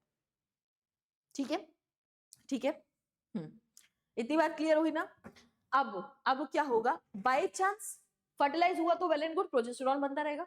बाय चांस ये फर्टिलाइज नहीं हुआ, रप्चर हो गया, डीजनरेट हो गया, तो इसके बाद में थोड़े टाइम के बाद कॉर्पस ल्यूटियम भी डीजनरेट हो जाता है। कॉर्पस ल्यूटियम भी फिर डीजनरेट हो जाता है। ठीक है, फॉलिक्यूलर डेवलपमेंट आ गया क्या समझ में? ध्यान से सुनिएगा, मैं एक बार फिर से बता देती हूँ कि हमारे बर्थ के टाइम पर हमारी ह्यूमन फीमेल्स का जो स्ट्रक्चर है, हमारी ह्यूमन फीमेल्स की जो ओवरीज है, इनकी बॉडी में बर्थ के टाइम पर बहुत सारे प्राइमरी फॉलिकल प्रेजेंट होते हैं बेटा। प्राइमरी फॉलिकल का मतलब ये है कि सेंटर में होगा प्राइमरी oocyte, इसको सराउंड करेंगी ग्रेन्युलोसा की सेल्स। ये प्राइमरी oocyte प्यूबर्टी आने तक बहुत सारे डीजनरेट हो जाते हैं और 60 से 80 हजार ही बचते हैं। कितने? 60 से 80 हजार ही बचते हैं। यानी कि we have limited number of primary follicle या फिर प्राइमरी oocyte। ठीक है, तो 60 से 80 हजार ही बचते हैं।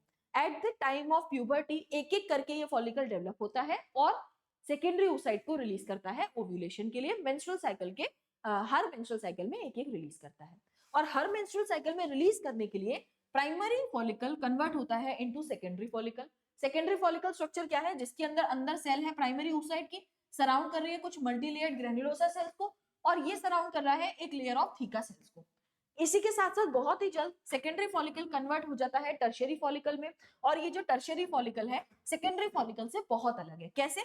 कि इसके अंदर की प्राइमरी oocyte डेवलप कर चुकी है सेकेंडरी oocyte में, यानी कि मियोसिस 1 कंप्लीट हो गया है। दूसरी चीज ये, यानी कि ये n हो गई है, 2n से n हो गई है। ठीक है, यानी कि ये सेल 2n से n हो गई है। दूसरी चीज, इसके पास जो ग्रेन्युलोसा की सेल्स है ये तो एज इट इज थी, थीका की दो लेयर बन गई है, एक्सटर्ना और इंटरना, और इसके अलावा इसके पास में एक फ्लूइड फिल्ड कैविटी भी बन गई है जिसका नाम हमने दे दिया antrum. This tertiary follicle mature होगा और बनाएगा ग्राफियन फॉलिकल, जिसके पास में बाकी सारी चीजें तो सेम है, बस सेकेंडरी oocyte के बाहर एक और लेयर आ गई है जिसे हम जोना पेलिसिडा कहते हैं। Eight the time of ovulation ओवा रिलीज हो जाता है अपनी जोना पेलिसिडा को लेकर के और सराउंडिंग कुछ सेल्स को लेकर के, जिन्हें हम लोग कोरोना रेडिएटा बोलेंगे, और बचा हुआ रप्चर्ड ग्राफियन फॉलिकल बन जाएगा आपका कॉर्पस ल्यूटियम, जो कि प्रोजेस्टेरॉन बनाता रहेगा और कोशिश करेगा कि अगर ये सेकेंडरी oocyte फर्टिलाइज हो गया तो मैं प्रेगनेंसी को सपोर्ट करूंगा। That's it. बात समझ में आई? बात समझ में आई क्या? अगर ये बात समझ में आ गई है तो भाई अब आपको कंफ्यूजन नहीं रहेगा फॉलिकुलर डेवलपमेंट और ओवा के डेवलपमेंट में। समझ में आ रही है? आगे आ जाइए। ये पूरा मैकेनिज्म क्या रैंडमली हो रहा है हमारी बॉडी में? पूरा मैकेनिज्म क्या रैंडमली हो रहा है हमारी बॉडी में? नहीं, there is a control by multiple hormones, ठीक है। जैसे मेल्स में पढ़ा, फीमेल्स में भी पढ़ लेते हैं। तो हाइपोथैलेमस क्या करता है? प्यूबर्टी आने पर गोनाडोट्रोपिन रिलीजिंग हार्मोन सेक्रेट कर देता है। ये गोनाडोट्रोपिन रिलीजिंग हार्मोन आपकी एंटीरियर पिट्यूटरी के पास जाता है और सेक्रेट करवा देता है गोनाडोट्रोपिन्स को। गोनाडोट्रोपिन्स कौन से थे? LH FSH। इतना तो मेल फीमेल में सेम ही हुआ है, इतना तो मेल फीमेल में सेम ही हुआ है। LH का काम मेल्स में अलग था, लेडिक सेल्स के पास जाकर। FSH क्या करता था? स्पर्मेटोजेनेसिस। फीमेल्स के केस में क्या होगा? LH आता है, ओव्यूलेशन करवाता है और ईस्ट्राडायोल प्रोजेस्टेरॉन का सेक्रेशन करवाता है, ईस्ट्राडायोल और प्रोजेस्टेरॉन का सेक्रेशन करवाता है। तो basically LH is responsible for ovulation, ठीक है। LH is responsible for ovulation. Obvious सी बात है, ओव्यूलेशन होगा तो प्रोजेस्टेरॉन सेक्रेट होगा, तो प्रोजेस्टेरॉन सेक्रेट होगा। दूसरी आ जाता है FSH। FSH का नाम ही है follicular stimulating hormone, follicular stimulating hormone. तो ये हमारी ओवरीज की फॉलिकुलर सेल्स को के पास जाता है और उनसे फॉलिकुलर डेवलपमेंट करवाता है, फॉलिकुलर डेवलपमेंट करवाता है। क्या करवाता है? फॉलिकुलर डेवलपमेंट कराता है हमारी ओवरीज के फॉलिकल्स के पास जाके, ओवरीज के फॉलिकल्स के पास जाके। और इसके साथ साथ इतनी ही हो गई हमारी प्रोसेस, यानी कि फॉलिकल्स का डेवलपमेंट यहाँ हुआ, यानी कि क्या हुआ, एक बार ध्यान से देखिएगा। ये आपकी ओवरी का कट सेक्शन है, मान लीजिए यहाँ पर बहुत सारे आपके फॉलिकल्स हैं, यहाँ पर आपके बहुत सारे फॉलिकल्स हैं। तो हो क्या रहा है आपकी ओवरी के अंदर eight the time of puberty, जैसे गोनाडोट्रोपिन LH FSH सेक्रेट हुए एंटीरियर पिट्यूटरी से, FSH आता है आपकी फॉलिकुलर सेल्स के पास में, इनका प्राइमरी से सेकेंडरी, सेकेंडरी से टर्शरी, टर्शरी से ग्राफियन फॉलिकल में कन्वर्जन करवाता है। ये कन्वर्जन जैसे ही हो जाता है, FSH आता है और इससे ओवा का रिलीज करवाता है, इससे ओवा का रिलीज करवाता है। और ओवा जैसे ही रिलीज होता है तो फर्दर यहाँ पर प्रोजेस्टेरॉन का फॉर्मेशन करवाता है, फर्दर यहाँ पर प्रोजेस्टेरॉन का फॉर्मेशन करवाता है। ये इतनी सी बात है, ये इतनी सी बात है। जब ये प्रोसेस नॉर्मली हो रहा होता है, जब ये प्रोसेस नॉर्मली आपका बेटा हो रहा होता है, तो इसके साथ साथ FSH आपके फॉलिकुलर सेल से एक हार्मोन या एक फैक्टर इनहिबिन भी सेक्रेट करवाता है, जो कि बेसिकली नेगेटिव फीडबैक देता है एंटीरियर पिट्यूटरी को, जब ये हमें हार्मोन्स का एक्शन रोकना होता है, जब हमें ये हार्मोन्स का एक्शन रोकना होता है। आ जाए क्या? आ जाए क्या? आ जाए क्या? आ जाए क्या? ये टेक्स्ट पढ़ लेते हैं, ठीक है, ये टेक्स्ट पढ़ लेते हैं। Extrusion of second polar body from the egg nucleus occurs after the entry of sperm before fertilisation. वो वाला पॉइंट, इंपॉर्टेंट पॉइंट जो मैंने आपको बताया था ना oogenesis के टाइम पर, है ना, मियोसिस 2 कब कंप्लीट होता है? After the entry of sperm, ठीक है, और फर्टिलाइजेशन से पहले, ठीक है। मेच्योर ग्राफियन फॉलिकल जो है उससे सेकेंडरी ओवा, उससे सेकेंडरी ओवा 11 से 17 दिन के बीच में निकलता है, लगभग 14वें दिन निकलता है, ठीक है। ओव्यूलेशन आपका हो गया। और जो बाहर वाली लेयर ओवा के सराउंडिंग होती है वो कोरोना रेडिएटा होती है, ठीक है। ये 3 इंपॉर्टेंट पॉइंट हैं जो कि एनसीईआरटी में कहीं छुपे हुए हैं और मिलते नहीं है, तो मैंने यहाँ पर लिख दिए, है ना। तो इनको आप अपने पास में नोट करके रख लीजिएगा, एग्जाम्पलर में भी इसके क्वेश्चंस आए हुए हैं, ठीक है। इसका या तो स्क्रीनशॉट ले लो या फिर नोट कर लो, ठीक। आ जाओ, ये आपका वही कंपैरिजन आ गया। oogenesis पढ़ ली है तो मेंस्ट्रुअल साइकिल पर आ जाते हैं, oogenesis पढ़ ली है तो मेंस्ट्रुअल साइकिल पर आ जाते हैं। मेंस्ट्रुअल साइकिल के बाद में पोस्ट फर्टिलाइजेशन, फर्टिलाइजेशन ये सब पढ़ेंगे, चैप्टर खत्म हो जाएगा, चैप्टर खत्म हो जाएगा। मजा आ रहा है कि नहीं भाई? समझ में आ रहा है कि हम लोग इतने बड़े चैप्टर को, क्या फोकस बिगड़ रहा है इसका? आज तो मैंने स्पेक्स भी लगा लिया, क्या फोकस बिगड़ा है क्या? आज तो स्पेक्स भी लगा लिया मैंने आज तो स्पेक्स भी लगा लिया। मुझे देख के इसका फोकस बिगड़ जाता है।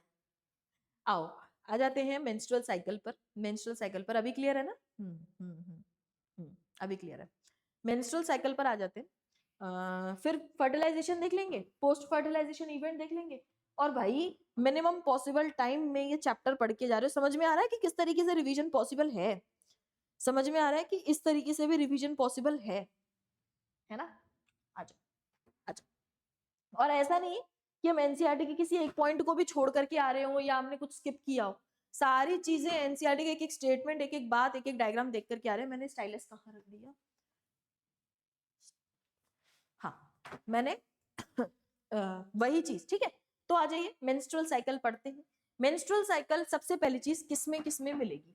तो हमारे जितने भी फीमेल प्राइमेट्स है ना, जैसे कि एप्स हो गए, मंकीज हो गए, ह्यूमंस हो गए, इनमें मेंस्ट्रुअल साइकिल देखने के लिए मिलती है। कुछ ऑर्गेनिजम्स में, कुछ एनिमल्स में हमें एस्ट्रस साइकिल भी देखने के लिए मिलती है, वो हमारे सिलेबस का पार्ट नहीं है तो हम नहीं जाएंगे वहां, हम सिर्फ मेंस्ट्रुअल साइकिल पर फोकस करेंगे, ठीक है। दूसरी चीज, साइकिल है लगभग 28 से 29 दिन की, कभी कभी 30-32 दिन की भी जाती है, that's not a big deal, ठीक है। तो 28 से 29 दिन की एनसीईआरटी के हिसाब से ये आपकी साइकिल है। स्टार्ट जब ये होती है प्यूबर्टी पर, तो अब हम इसे मेनाक बोलते हैं, और ये 50 इयर्स की एज पर सीज हो जाती है, जिसे हम लोग मेनोपॉज बोलते हैं, ठीक है, ठीक है, जिसे हम लोग मेनोपॉज बोलते हैं। इस पर तो क्वेश्चन अभी रिसेंट आपके नीट में भी आया हुआ है, नीट में भी रिसेंटली आया हुआ है। आगे आए तो मेंस्ट्रुअल साइकिल में क्या प्रोसेस है, किस तरीके से हम लोग पढ़ेंगे। तो बेसिकली 3 स्टेप्स हमें यहाँ पर पढ़ने हैं, 3 स्टेप्स यहाँ पर हमें पढ़ने हैं, या 3 फेजेस हमें पढ़नी है। ये विद रिस्पेक्ट टू क्या है, जो ये साइकिल है ना बेटा, इसमें साइक्लिक चेंजेस हो रहे हैं, हमारी ओवरीज के अंदर अलग डेवलपमेंट चल रहा है और हमारे यूटेरस की वॉल में भी अलग चेंज हो रहा होता है, ठीक है। तो विद रिस्पेक्ट टू ओवरीज और विद रिस्पेक्ट टू यूटेरस, इनको हम लोग 2-2 नामों से पढ़ेंगे। जैसे कि हमारा यूटेरस जब ब्लीड कर रहा है, ठीक है, तो उस टाइम पर हम लोग इसे ब्लीडिंग या फिर मेंस्ट्रुअल फेज कहते हैं, ब्लीडिंग या फिर मेंस्ट्रुअल फेज कहते हैं, जो कि बेसिकली ब्लीडिंग फेज है, ठीक है, जहां पर आपकी ब्लीडिंग हो रही है। 3 से 5 दिन का फेज है। इसके बाद में अब देखो ये हमारा यूटेरस है। हालांकि डायग्राम हम लेकर के आए हैं, शायद एक बार से देख लेती हूँ ना मैं, हालांकि डायग्राम तो हम लेकर के आए हैं।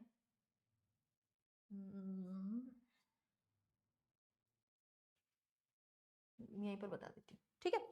ये मान लीजिए आपका ये यूटेरस है, ठीक है, ये आपका यूटेरस है,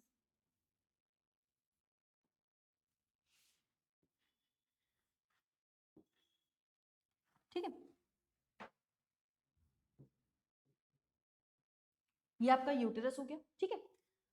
इस यूटेरस में हमारी सबसे अंदर वाली लेयर जो थी वो थी क्या, एंडोमेट्रियम, वो थी क्या, एंडोमेट्रियम,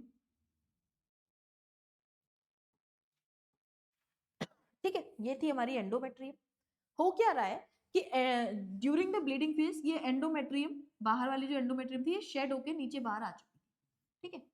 अब हमारे जो यूटेरस है ये क्लियर है, इसके अंदर कोई भी एंडोमेट्रियम अभी नहीं है, ठीक है, एंडोमेट्रियम क्लियर हो चुकी है। दूसरा फेज वो आता है, क्लियर होने के बाद में दोबारा से नेक्स्ट साइकिल के लिए ये एंडोमेट्रियम फर्दर डेवलपमेंट करे, और फर्दर डेवलपमेंट करने के लिए यानी कि प्रोलिफरेट करने के लिए जो फेज है उसे मैं प्रोलिफरेटिव फेज कहती हूँ, उसे मैं प्रोलिफरेटिव फेज कहती हूँ, ठीक है। वही दिस टाइम जब यहाँ पर प्रोलिफरेशन हो रहा है एंडोमेट्रियम का, दोबारा से इस ओवरी के अंदर फॉलिकल्स फिर से डेवलप कर रहे हैं एक और ओवर रिलीज करने के लिए, फॉलिकल्स फिर से डेवलप कर रहे हैं एक और ओवर रिलीज करने के लिए। तो ओवरीज के रेस्पेक्ट में ये हो गई फॉलिकुलर फेज, और आपके यूटेरस के रेस्पेक्ट में हो गई प्रोलिफरेटिव फेज, ठीक है। ओवरीज के रेस्पेक्ट में हो गई फॉलिकुलर फेज और यूटेरस के रेस्पेक्ट में हो गई प्रोलिफरेटिव फेज, ठीक है, प्रोलिफरेटिव फेज। फिर तीसरी फेज वो आती है जब जब ओवर रिलीज हो चुका है और इसके अंदर कॉर्पस ल्यूटियम बन गया है। क्या बन गया, कॉर्पस ल्यूटियम बन गया। तो जब कॉर्पस ल्यूटियम बन गया और उसके बाद में मेंस्ट्रुअल दोबारा से आएगी, उसके बीच का जितना भी फेज है इसको ल्यूटियल बोलते हैं विद रिस्पेक्ट टू ओवरीज। और इस टाइम पर जो हमारी एंडोमेट्रियम थी इसके अंदर ग्लैंडुलर डेवलपमेंट, ग्लैंडुलर टिश्यू का डेवलपमेंट स्टार्ट हो जाता है, तो इसको सेक्रेटरी फेज बोलते हैं, इसको सेक्रेटरी फेज बोलते हैं। बात समझ में आई। तो विद रिस्पेक्ट टू ओवरीज या विद रिस्पेक्ट टू हमारी वूम्ब या फिर यूटेरस, इसको अलग अलग हम लोग फेजेस में पढ़ते हैं, पढ़ाते हैं और एनसीईआरटी बताती है, तो इसी हिसाब से पढ़ेंगे। ये बात अगर समझ में आ गई है तो आ जाओ एनसीईआरटी के डायग्राम को समझने के लिए। This one is the diagram given in your NCERT, ठीक है। सारा फोकस कैमरा का भी डायग्राम पर है तो आपका भी होना चाहिए, है ना। तो आ जाओ आ जाओ आ जाओ, ध्यान से सुनना, है ना। यहां पर कहीं से भी कॉम्प्लेक्सिटी मत लाना अपने दिमाग के अंदर, बहुत इजी हो जाएगी मेंस्ट्रुअल साइकिल, ठीक है। अब मेरी बात बस इतनी सी ध्यान से सुनो, मेरी बात बस इतनी सी ध्यान से सुनो कि हमारे पास में ना ये यूटेरस है जिसे हमें प्रिपेयर करना है प्रेगनेंसी के लिए, और हमारे पास में ये ओवरीज है जिन्हें हमें प्रिपेयर करना है ओव्यूलेशन के लिए, जिन्हें हमें प्रिपेयर करना है ओव्यूलेशन के लिए, ठीक है। और हमारे पास में है पिट्यूटरी ग्लैंड, और हमारे पास में है पिट्यूटरी ग्लैंड जो कि कुछ हार्मोन्स बनाती है जिन्हें हम लोग जिन्हें हम लोग LHFSH कहते हैं, ये प्रमोट करती हैं इन दोनों कामों, ये प्रमोट करती हैं इन कामों, ठीक है, ये प्रमोट करती हैं इन कामों, ठीक है। अब हमारे जो ओवरीज थे इनके दो काम थे, एक तो ये गैमीट बनाएगी, दूसरा ये हार्मोन भी बनाएगी, दूसरा ये हार्मोन भी बनाएगी। तो अगर मैं बात करूं स्ट्रक्चरल चेंजेस की, अगर मैं बात करूं स्ट्रक्चरल चेंजेस की, तो वो मेरी ओवरीज में तो आ ही रहे हैं, ओवरीज में तो आ ही रहे हैं, और यूटेरस में भी आ रहे हैं, और यूटेरस में भी आ रहे हैं, ठीक है। अगर मैं ब्लड के अंदर हार्मोनल चेंजेस की बात करूं, अगर मैं ब्लड के अंदर हार्मोनल चेंजेस की बात करूं, हार्मोनल चेंजेस की बात करूं, तो वो दो अलग अलग जगह से आने वाले हार्मोन है। पहला हार्मोन कहां से आया? पहला हार्मोन आया पिट्यूटरी से, यानी कि पिट्यूटरी से एक तो हार्मोन आ रहे हैं, कौन कौन से? LHFSH, ठीक है, पिट्यूटरी के हार्मोन। और दूसरा ओवरी से जो हार्मोन बने, ओवरी से कौन से? ईस्ट्रोजन और प्रोजेस्टेरोन। यानी कि पूरी मेंस्ट्रुअल साइकिल को रेगुलेट करने के लिए यहां पर है 4 हार्मोन जो कि स्ट्रक्चरल चेंजेस लाते हैं ओवरीज और यूटेरस के अंदर। बात समझ में आई? जो कि स्ट्रक्चरल चेंजेस लाते हैं आपकी ओवरीज और यूटेरस के अंदर, ठीक है। इतनी बात क्लियर है? तो अब ये ग्राफ आप समझ सकते हो, अब ये ग्राफ आप समझ सकते हो, ठीक है। अब ये ग्राफ आप समझ सकते हो, ठीक है, ठीक है। तो हमें क्या करना है, लाओ एक और चीज मैं तुम्हें बता देती हूँ, एक और चीज मैं तुम्हें बता देती हूँ, मैं चाहती हूँ एक और चीज मैं तुम्हें बता दूं। देखो ये है यूटेरस,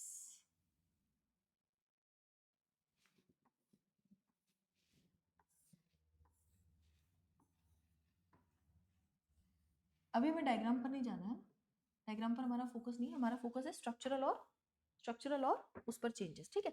थोड़ा सा ओवरीज को बड़ा बना लेते हैं जिससे कि स्ट्रक्चरल चेंजेस हम इसके देख पाए,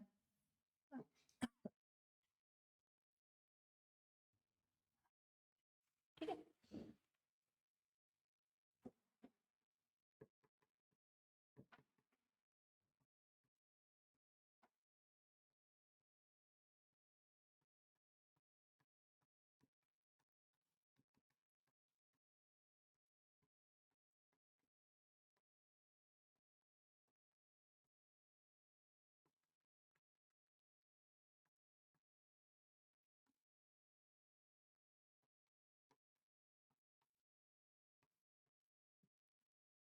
ठीक है, ठीक है,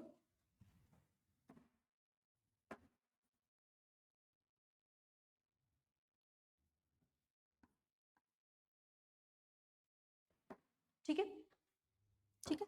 ये देखिए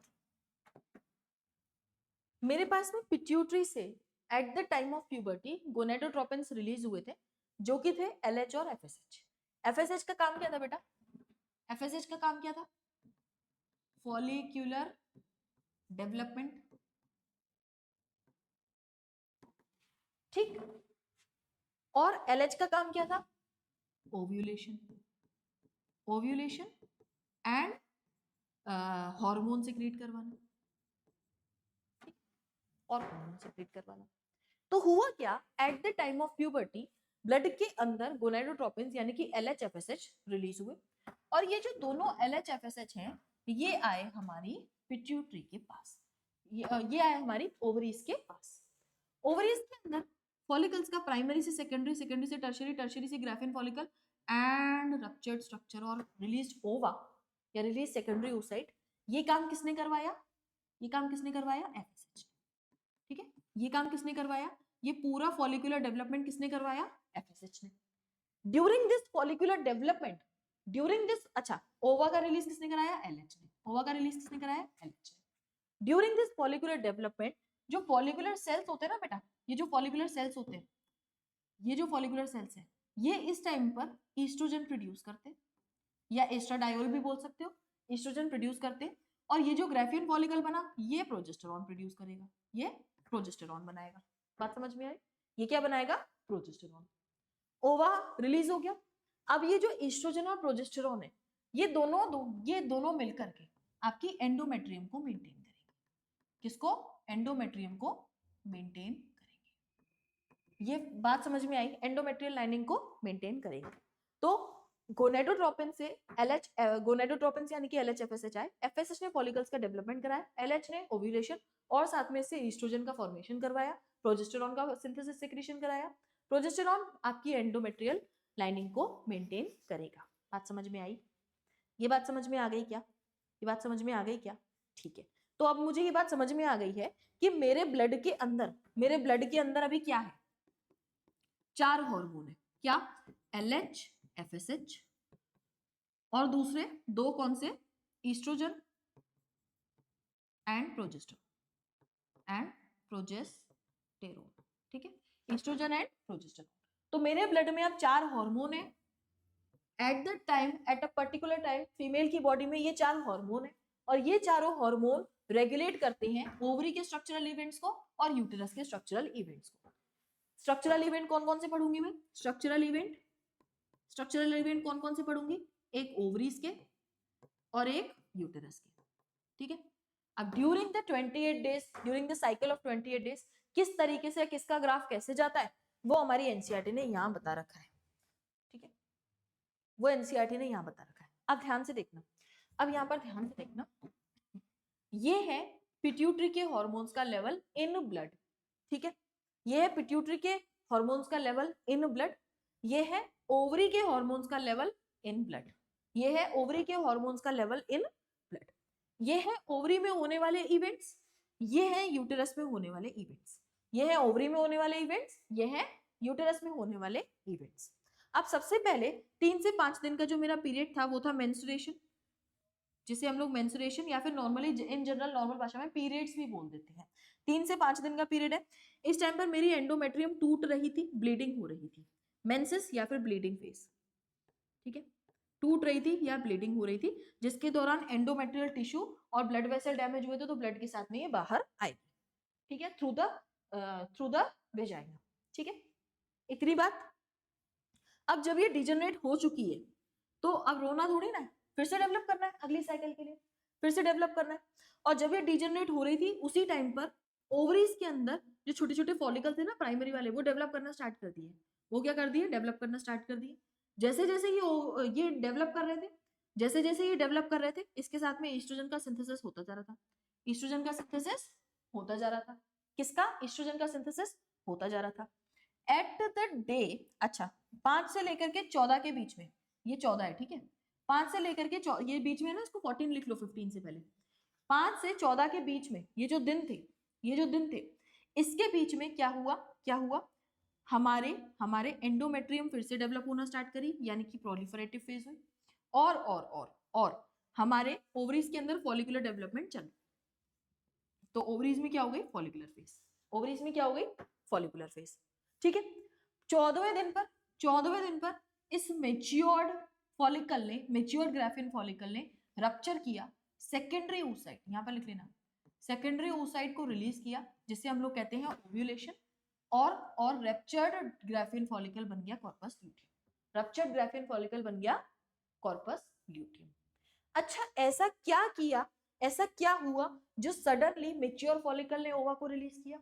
ऐसा इसलिए हुआ क्योंकि जो हमारी पिट्यूटरी थी ना, उसने एकदम से LH और FSH की स्पाइक दे दी, LH FSH की एकदम से स्पाइक दे दी, और due to this peak of LH and FSH फटाफट से मेच्योर फॉलिकल ने ओवा को छोड़ दिया, ओवा को छोड़ दिया। तो जो बचा हुआ आपका स्ट्रक्चर था वो कॉर्पस ल्यूटियम में डेवलप होने लगा, ये कॉर्पस ल्यूटियम में डेवलप होने लगा। तो इसे मैंने कह दिया ल्यूटियल फेज, अब ये जो मेरा oocyte है, ये यहाँ से निकल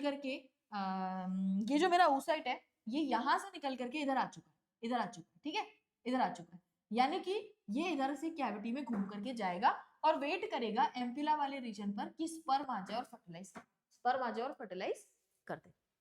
ठीक है, स्पर्म आएगा, फर्टिलाइज करेगा नहीं करेगा, तब तक तो हमें एंडोमेट्रियम को डेवलप करना है। एंडोमेट्रियम को डेवलप किया जा रहा है, इसके अंदर ग्लैंडुलर टिश्यू का फॉर्मेशन किया जा रहा है, तो एंडोमेट्रियम के रिस्पेक्ट में इसको बोल दिया गया सेक्रेटरी फेज। और जब एंडोमेट्रियम के रिस्पेक्ट में ये सेक्रेटरी फेज थी, डेवलप होता जा रहा था, तो इस टाइम पर क्या हुआ प्रोजेस्टेरॉन का लेवल बढ़ गया एकदम से बढ़ गया। क्यों बढ़ा? क्योंकि कॉर्पस ल्यूटियम कॉन्टिन्यूसली प्रोजेस्टेरॉन बना रहा था, क्योंकि कॉन्टिन्यूसली ये प्रोजेस्टेरॉन बना रहा था। LHFSH स्पाइक देके वो ओव्यूलेशन करा के वापस से कम होने चले गए। और ईस्ट्रोजन था हमारा, ये लास्ट में थोड़ा सा बढ़ेगा और हमारा ओव्यूलेशन के टाइम पर भी इसका पीक आया था, इसका ओव्यूलेशन के टाइम पर भी पीक आया था। होगा क्या? अगर फर्टिलाइजेशन हुआ तो वेल एंड गुड, नहीं तो प्रोजेस्टेरॉन का लेवल फिर से कम हो जाएगा। जैसे ही सडन फॉल आएगा प्रोजेस्टेरॉन के लेवल में, this sudden fall in the level of progesterone will create menstrual flow, यानी कि मेंसेस या फिर ब्लीडिंग फेज यानी कि पीरियड्स। ठीक है क्या? तो ये हुआ, ठीक है, ये हुआ यानी कि ब्लीडिंग फेज। और जो हमारा कॉर्पस ल्यूटियम था, प्रोजेस्टेरॉन कम कैसा हुआ? क्योंकि कॉर्पस ल्यूटियम सडनली डिजेनरेट होना स्टार्ट हो गया। रिग्रेसिंग कॉर्पस ल्यूटियम आपको यहाँ पर दिख रहा है। ठीक है क्या? तो हमें क्या समझ में आया कि LHFSH और प्रोजेस्टेरॉन और ईस्ट्रोजन तीनों की साथ में जब पीक आई थी तो हुआ ओव्यूलेशन। दूसरा कलर उठा लेते हैं। तीनों की जब 1 2 3 तीनों की साथ में पीक आई थी तो हुआ था ओव्यूलेशन। और प्रोजेस्टेरॉन जब बढ़ा था तो मैक्सिमम हमारी एंडोमेट्रियम लाइनिंग की ग्रोथ थी, कम हुआ तो एकदम से मेंसेस आ गए। और एक हार्मोन ऐसा जिसकी 2 बार पीक आई हो, इसमें से वो कौन है? ढूंढ सकते हो क्या? ईस्ट्रोजन। ठीक है, एक बार यहाँ एक बार यहाँ, 2 बार पीक आई ईस्ट्रोजन। पूछा गया है, PYQ है आपके नीट का और बोर्ड्स में आने के भी चांसेस है। तो ये हो गई आपकी पूरी साइकिल। और समझ पा रहे हैं कितना इजी हो सकता था ये, कितना इजी हो सकता था ये। बस आपको कॉम्प्लेक्सिटी को अपने दिमाग में इमेजिन करना है। इमेजिन करो कि कैसे वो ब्लड में घूम रहा था, कैसे जाके ओवरीज तक पहुंचा होगा। भाई बहुत अमेजिंग इमेजिनेशन कर सकते हो और इस तरीके से इसको समझ सकते हो। ठीक है, क्लियर है क्या? क्लियर है क्या ये बात? चलिए, अगर ये बात क्लियर है तो आगे बढ़ जाते हैं। तो आगे बढ़ जाएं क्या? मेंस्ट्रुअल साइकिल के बाद आगे बढ़ जाएं क्या? किसी को कोई डाउट है तो पूछ सकते हैं।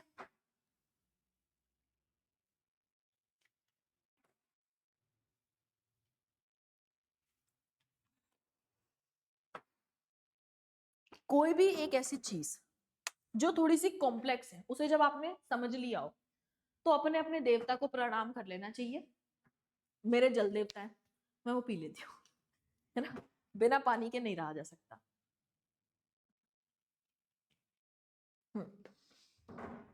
आ जाइए आगे बढ़ जाते हैं। और अब चैप्टर में बहुत कुछ बचा नहीं है। मेंस्ट्रुअल साइकिल के बाद में एनसीईआरटी मेंस्ट्रुअल हाइजीन आपको समझाने की कोशिश कर रही है कि ये मेंस्ट्रुअल हाइजीन का टॉपिक अभी नया ऐड भी किया है कि जो मेंटेनेंस है मेंस्ट्रुअल हाइजीन की या सैनिटेशन की ड्यूरिंग मेंस्ट्रुएशन बहुत इंपॉर्टेंट है। क्यों? क्योंकि ये आपको बहुत सारी डिजीजेस से भी बचाती है बेटा, है ना। तो भाई जब मेंसेस चल रहे हो आपके तो ढंग से नहाओ, खुद को क्लीन करो रेगुलरली, सैनिटरी नैपकिन्स का यूज करो या फिर क्लीन होममेड पैड्स का भी यूज कर सकते हो आप। सैनिटरी नैपकिन या फिर होममेड पैड को आप हर 4 से 5 घंटे पर चेंज करो। ठीक है, चेंज करना इज मैंडेटरी क्योंकि इन्फेक्शन होने के चांसेस रहते हैं अगर लॉन्ग रन में आप उन्हें यूज कर रहे हो। और 4 से 5 घंटे एनसीईआरटी ने लिखा है तो ये एवरेज है, इसको 5 से 6 मत कर देना। ठीक है, क्वेश्चन आएगा तो 4 से 5 ही आंसर होगा। ठीक है, पर और इसके अलावा अपनी रिक्वायरमेंट के हिसाब से भी चेंज कर सकते हो, बट इतना लिखा है तो ध्यान रखिएगा। यूज करने के बाद में फेंकना ऐसे कहीं नहीं है, डिस्पोज करना है प्रॉपर। आप रैप करके इसको फेंको, रैप करो, पेपर से रैप करो और यूज्ड पेपर से रैप करो। ये भी आपको एनसीईआरटी उतारी क्योंकि पेपर भी बचाना है। और इसे नॉर्मली ऐसे फेंकना नहीं है आपको, ड्रेन पाइप टॉयलेट में मत फेंक देना, ओपन एरिया में मत फेंक देना। जब आप इनको फेंक दो संभाल के, रैप करके जब डस्टबिन में फेंक रहे हो तो उसके बाद में अपने हाथों को हैंड वॉश या फिर सोप से अच्छे से धो लेना, ऐसे ही मत आ जाना। ये बात एनसीईआरटी कहती है। भाई ये बात तो हमें खुद को समझ में आती है ना, तो ये आपको मेंस्ट्रुअल हाइजीन फॉलो करनी है, एनसीईआरटी ने बताई है तो करनी ही करनी है, स्पेशली फॉर गर्ल्स। ठीक है, आगे आ जाए आगे आ जाए। भाई ऐसा नहीं, बॉयज को भी ध्यान रखना है, एनसीईआरटी में क्वेश्चन आ गया तो बताना पड़ेगा। ठीक है, आगे आ जाइए। हाँ, फर्टिलाइजेशन एंड इम्प्लांटेशन। ओवा रिलीज हो गया, हमने सारी प्रोसेसेस पढ़ ली ना, फीमेल रिप्रोडक्टिव स्ट्रक्चर पढ़ लिया, मेल पढ़ लिया, फर्टिलाइजेशन तो करवा लो। That is the main event of sexual reproduction, ये तो करवाना पड़ेगा। तो इसमें आएंगे तो हम क्या करेंगे? फर्टिलाइजेशन, और इसके बाद में फर्टिलाइज्ड जाइगोट जो है उसको डेवलप करा के इम्प्लांट कराएंगे।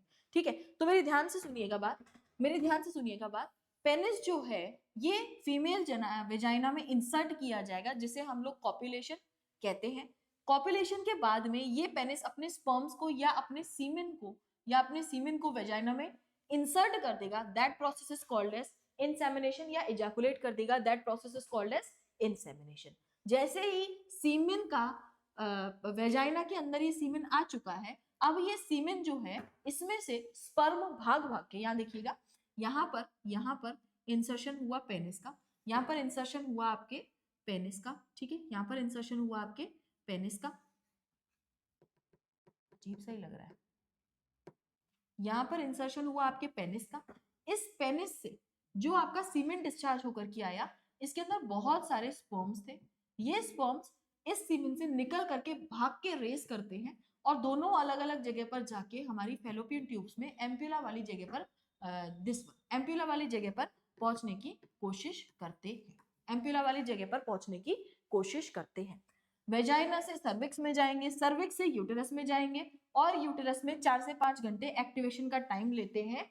ऐसा नहीं तुरंत भाग जाएंगे, यूटेरस के अंदर 4 से 5 घंटे एक्टिवेशन का टाइम लेते हैं, and that activation is called as capacitation. तो आपसे पूछा जाए कि कैपेसिटेशन कहाँ होता है, into female uterus, not in the male body, ठीक है। और इसके बाद में ये पहुंचते हैं इस्थमस पर, इस्थमस पर कुछ नहीं मिलेगा, इनको जाना पड़ेगा एम्प्यूला पर, और एम्प्यूला पर होता है साइट ऑफ फर्टिलाइजेशन। इन्हें अगर यहाँ पे ओवा पड़ा हुआ मिल गया, या तो इस साइड या इस साइड, दोनों में से किसी एक जगह होगा एक साइकिल में, या तो इस साइड या इस साइड, जिस स्पर्म को ये ओवा मिला उसको फर्टिलाइज कर देगा। कैसे करेगा आइए जान लेते हैं। ओवा के पास में बहुत सारी सेना तैनात है, तो स्पर्म को परीक्षा पास करनी पड़ेगी, क्योंकि एक नहीं है बहुत सारे हैं, एक स्पर्म नहीं है, यहाँ पर बहुत सारे स्पर्म्स हैं, तो इसको थोड़ी सी मेहनत करनी पड़ेगी, ठीक है क्या, हमारा जो ओवम है या सेकेंडरी oocyte है, ठीक है, इसके पास सबसे पहले तो एक जोना पेलिसिडा की लेयर, हमने देखा था जोना पेलिसिडा की लेयर के साथ में जाता है, और उसके बाहर थे हमारे पास सेल्स ऑफ कोरोना रेडिएटा, पढ़े थे ना हमने अभी थोड़ी देर पहले, सेल्स ऑफ कोरोना रेडिएटा, और इसके बीच में एक स्पेस है बेटा जिसे पेरीवेटेलाइन स्पेस बोलते हैं, जिसे हम लोग पेरीवेटेलाइन स्पेस बोलते हैं, ठीक है। अब अगर एक स्पर्म आएगा तो सबसे पहले बाहर की जो सेल्स है इसे वो डाइजेस्ट करनी पड़ेंगी, यानी कि जोना पेलिसिडा को, सॉरी यानी कि कोरोना रेडिएटा को, ठीक है, और फिर इसे डाइजेस्ट करना पड़ेगा जोना पेलिसिडा को, तब तो ये अंदर जा पाएगा, जोना पेलिसिडा बेटा ए सेल्यूलर लेयर है, कैसी है, ए सेल्यूलर लेयर है, तो यहाँ पर लिख लीजिएगा ए सेल्यूलर लेयर होती है, ठीक है। और कोरोना रेडिएटा के पास में क्या होती है, सेल्स होती है, कोरोना रेडिएटा के पास में क्या होती है, सेल्स होती है, ठीक है, कोरोना रेडिएटा के पास में क्या होती है बेटा, सेल्स होती है, ठीक है। तो अब इसके पास में आए हैं बहुत सारे स्पर्म्स, एक की एंट्री में आपको दिखाती हूँ, और इसी तरीके से हम लोग फिर आगे बढ़ेंगे, ठीक है। तो ये एक आपका ओवम है जिसके पास में ये बन गया जोना पेलिसिडा, ये बन गया पेरीवेटेलाइन स्पेस बीच वाला, और फिर कोरोना रेडिएटा की सेल्स।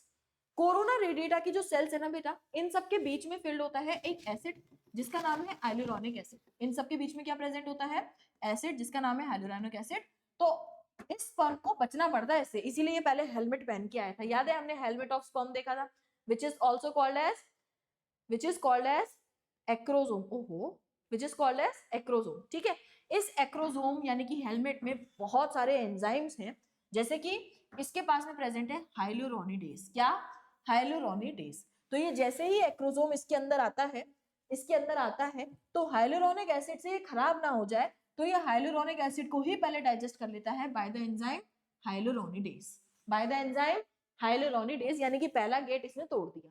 दूसरा गेट क्या है, कोरोना रेडिएटा की सेल्स है, अब इन कोरोना रेडिएटा की सेल्स को भी तो खराब करना पड़ेगा, इसको डाइजेस्ट करना पड़ेगा तभी अंदर आऊंगा, इनका गेट खोलना पड़ेगा।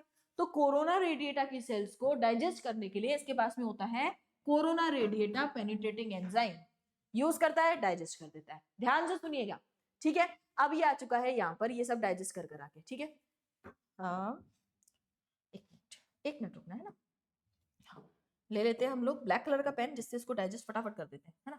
ये हो गया डाइजेस्ट, यहाँ से इसको डाइजेस्ट कर आके आ गया, ये लो, ठीक है, इतना डाइजेस्ट कर आके स्पर्म आगे आ गया, यहाँ आ गया, ठीक है, ठीक है, डाइजेस्ट कर आके इसको आगे, ठीक है। कोरोना रेडिएटा की हो गई, अब बचा हमारे पास में जोना पेलिसिडा, इसको डाइजेस्ट करने के लिए इसके पास है जोना लाइसिन, और ये अब जोना पेलिसिडा को भी क्या कर देगा बेटा, डाइजेस्ट। अब ये जोना पेलिसिडा को भी क्या कर देगा, डाइजेस्ट। और जैसे ही ये जोना पेलिसिडा को डाइजेस्ट करेगा, ये सीधा सीधा एंटर कर चुका है हमारे पेरीवेटालाइन स्पेस के अंदर, सीधा सीधा एंट्री कर चुका है पेरीवेटालाइन स्पेस के अंदर।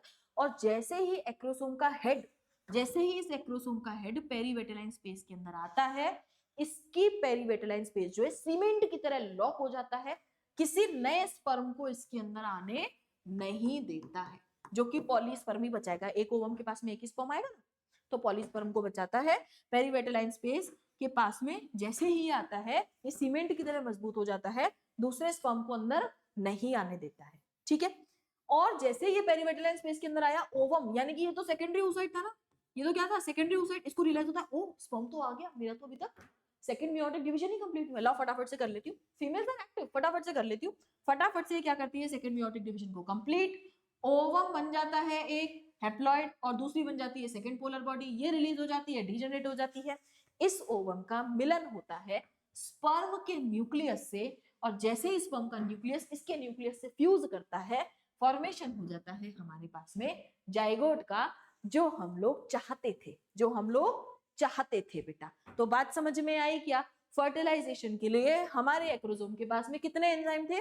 3। पहला हाइलुरोनिडेज, दूसरा कोरोना रेडिएटा पेनिट्रेटिंग एंजाइम, तीसरा जोना लाइसिन। क्या किया, स्पर्म ने जैसे ही एंट्री की तो इस कोरोना रेडिएटा की सेल्स के बीच में प्रेजेंट हाइलुरोनिक एसिड को डाइजेस्ट करने के लिए हाइलुरोनिक एसिड से डाइजेस्ट किया। फिर इसने कोरोना रेडिएटा की सेल्स को डाइजेस्ट किया by the help of corona radiata penetrating enzyme. फिर इसने जोना पेलिसिडा की लेयर को डाइजेस्ट किया बाय जोना लाइसिन, और जैसे ही आया पेरीवेटालाइन स्पेस में, हमारे सेकेंडरी oocyte ने हमारे प्राइमरी oocyte ने second meiotic division, sorry secondary oocyte ने सेकंड मियोटिक डिवीजन कंप्लीट किया, बना दिया ओवम और second polar body. Second polar body release हो गई, स्पर्म ने फ्यूज करके जाइगोट बनाया, और पेरीवेटालाइन स्पेस की सीमेंटिंग से पॉलीस्पर्मी को प्रिवेंट किया। क्लियर क्या? क्लियर है क्या? आगे बढ़े, आगे आए क्या? आ जाइए।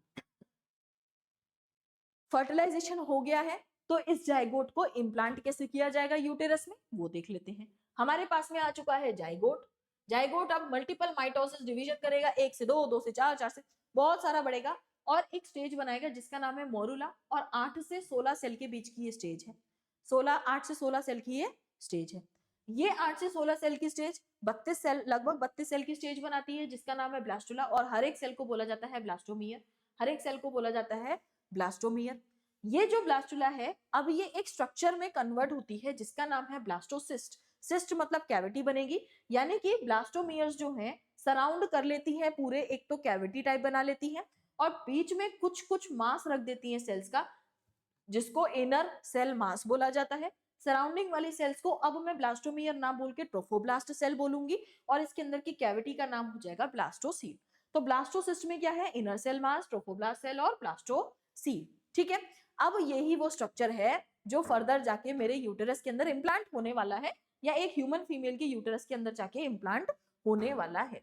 तो ये क्या था हमारा सेकेंडरी oocyte। यहाँ पर हुआ था फर्टिलाइजेशन, 2 सेल, 2 से 4, 4 से 8, और ये मोरुला बना। मोरुला के बाद बना ब्लास्टुला, यहाँ पर ब्लास्टुला लिख लीजिएगा, ठीक है, एनसीईआरटी में। ब्लास्टुला के बाद बना ब्लास्टोसिस्ट। ब्लास्टोसिस्ट में लेबलिंग कर लीजिएगा अपनी एनसीईआरटी में। इन सेल्स को बोला क्या, ट्रोफोब्लास्ट सेल्स। क्या बोला, ट्रोफोब्लास्ट सेल्स, ठीक है, ट्रोफोब्लास्ट सेल्स।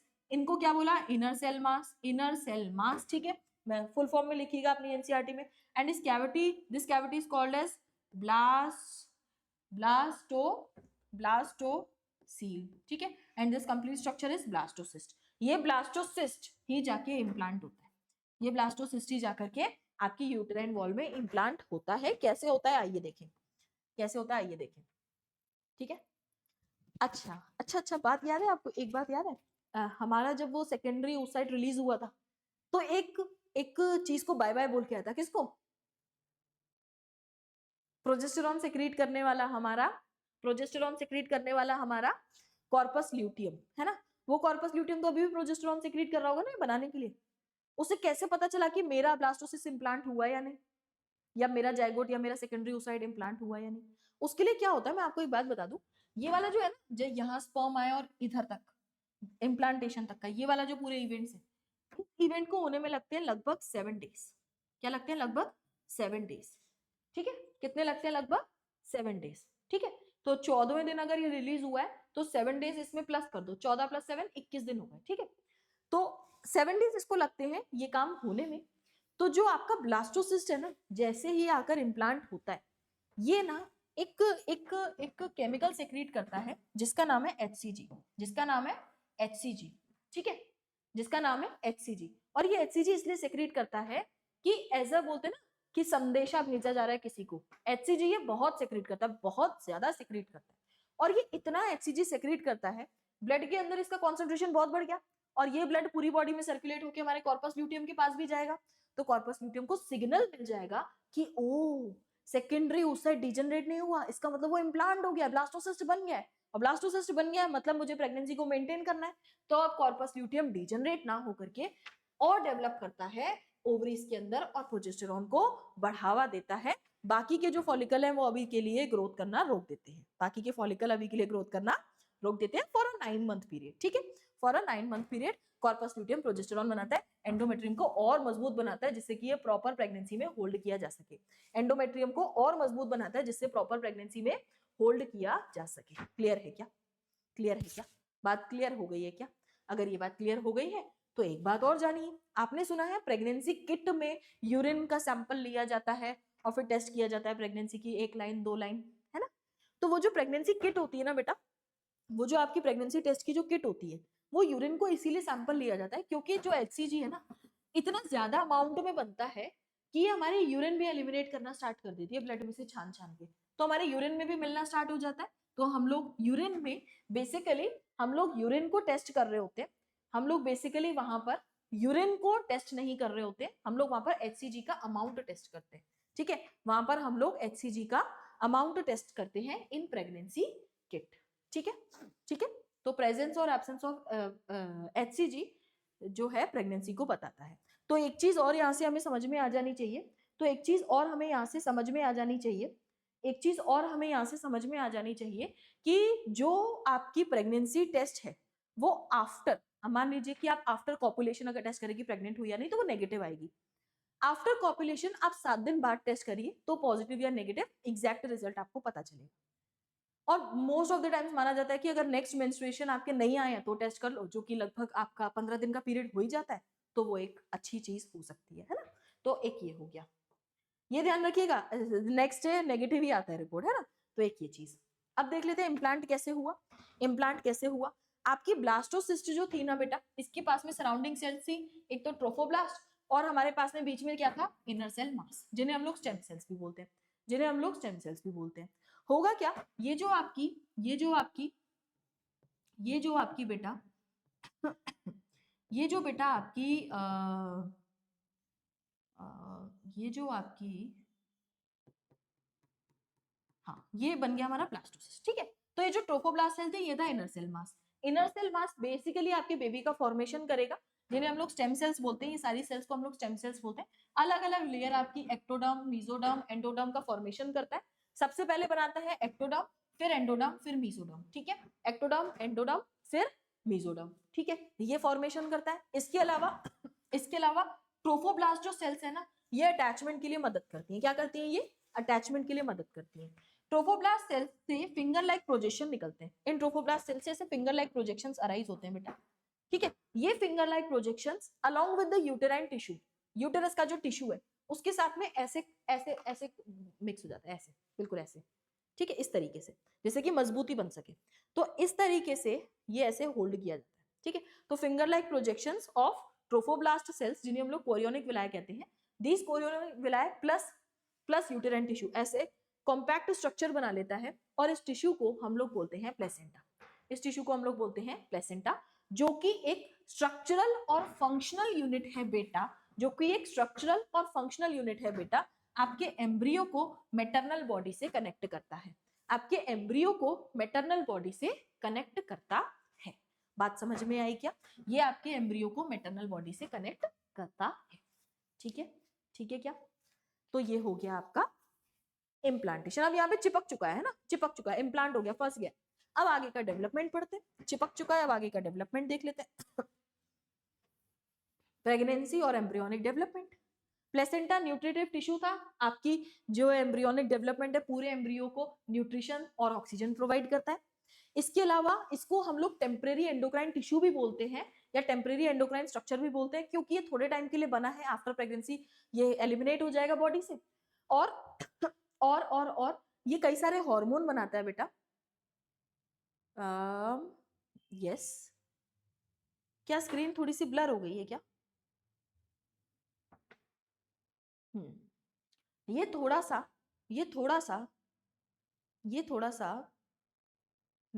अभी ठीक है, हाँ अभी ठीक है।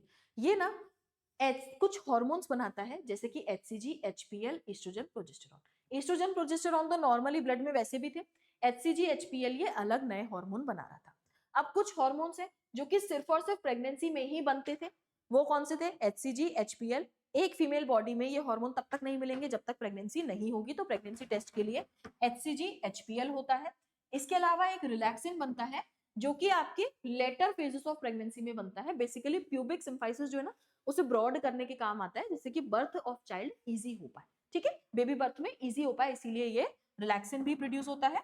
पेल्विक मसल्स को रिलैक्स करता है, वाइडर करता है फॉर डिलीवरी। ठीक है, for delivery later phases of pregnancy में रिलीज होता है ये चीज। और इधर से क्वेश्चन आया हुआ है, आगे प्रेगनेंसी के टाइम पर हमारे ब्लड के अंदर, फीमेल्स की ब्लड के अंदर ईस्ट्रोजन प्रोजेस्टेरॉन का लेवल बढ़ा हुआ मिलेगा, प्रोलैक्टिन का मिल्क प्रोडक्शन के लिए बढ़ेगा, थाइमोसिन और कॉर्टिसोल जैसे हार्मोन जो स्ट्रेस हार्मोन है, और thymosin for the growth of baby, ये आपको लेवल बढ़े हुए मिलते हैं। Increase in mother blood during pregnancy. ठीक है, तो प्रेगनेंसी को मेंटेन करने के लिए, फीटल ग्रोथ के लिए और मेटाबॉलिक चेंजेस के लिए ये इंक्रीज होते हैं। ठीक है, तो ड्यूरिंग द प्रेगनेंसी फीमेल का जो ब्लड है उसमें भी अलग अलग आपको हार्मोन्स के लेवल ये कुछ दिखाई देंगे। ठीक, आगे आ जाए। तो एम्ब्रियो का डेवलपमेंट कैसे होता है? पहले महीने के बाद सिर्फ एक महीने के अंदर ही हार्ट बन जाता है, इसका दिल बन जाता है। ठीक है, और तो आफ्टर 1 मंथ आप धक धक स्टेथोस्कोप से सुन सकते हो। दूसरे महीने का एंड यानी कि 60 दिन अगर हो चुके हैं तो लिम्स और डिजिट बन जाते हैं, ये चीजें याद रखनी है आपको। After 12 weeks, end of 12 weeks यानी कि थर्ड मंथ, तीसरे महीने यानी कि फर्स्ट ट्राइमेस्टर में most of the major organs बन जाते हैं, जेनाइटल्स और जितने भी ऑर्गन्स हैं, लिम्स बन जाते हैं, जेनाइटल ऑर्गन्स बन जाते हैं। फिफ्थ मंथ में फर्स्ट मूवमेंट आ जाता है, पहली लात बच्चा मार देता है, उसके सर पर हेयर्स आना स्टार्ट हो जाते हैं। ठीक है, एंड ऑफ 24 वीक यानी कि 6 महीने के बाद पूरी बॉडी पर फाइन हेयर्स मिलेंगे, आईलिड सेपरेट हो जाएंगी, आई लैशेस बन जाएंगी, और एंड ऑफ 9 मंथ में फुल्ली डेवलप्ड फीटस रेडी हो जाएगा डिलीवरी के लिए। और 7वें महीने वाली एक बात और लिख लेना है कि डेसेंट ऑफ टेस्टिस होता था, है ना, वो और लिख लेना। तो ये कुछ इवेंट्स हैं जो अलग अलग महीनों में इवेंट्स हो रहे हैं, ये आपको याद रखना है क्योंकि इसमें नीट में और बोर्ड्स में क्वेश्चन आता है। वेरी वेरी इंपॉर्टेंट, बिल्कुल इस तरीके से आपको याद रखना है। आगे बढ़े तो हमारे पास में आ जाता है पार्चुरेशन। जब ये 9 महीने का पीरियड पूरा हो जाएगा तो बेबी की डिलीवरी होगी। कैसे होगी? बेबी की डिलीवरी के सिग्नल आते हैं, फुल्ली डेवलप्ड फीटस देता है कि अब मुझे बाहर आना है इस दुनिया में, और दूसरी प्लेसेंटा भी देती है। ये दोनों के सिग्नल जाते हैं मदर की पिट्यूटरी के पास में, और मदर की पिट्यूटरी एक हार्मोन सिक्रीट करती है जिसका नाम है ऑक्सीटोसिन। और मदर की कौन सी पिट्यूटरी? पोस्टीरियर पिट्यूटरी सेक्रेट करती है ऑक्सीटोसिन। और ये ऑक्सीटोसिन क्योंकि स्ट्रॉन्ग कॉन्ट्रैक्शन के लिए रिस्पॉन्सिबल होता है, हमारे यूटेरस की मायोमेट्रियम के पास में स्ट्रॉन्ग कॉन्ट्रैक्शन करवाने में मदद करता है, और एक्सपल्जन ऑफ बेबी यानी कि बेबी का बर्थ हो जाता है।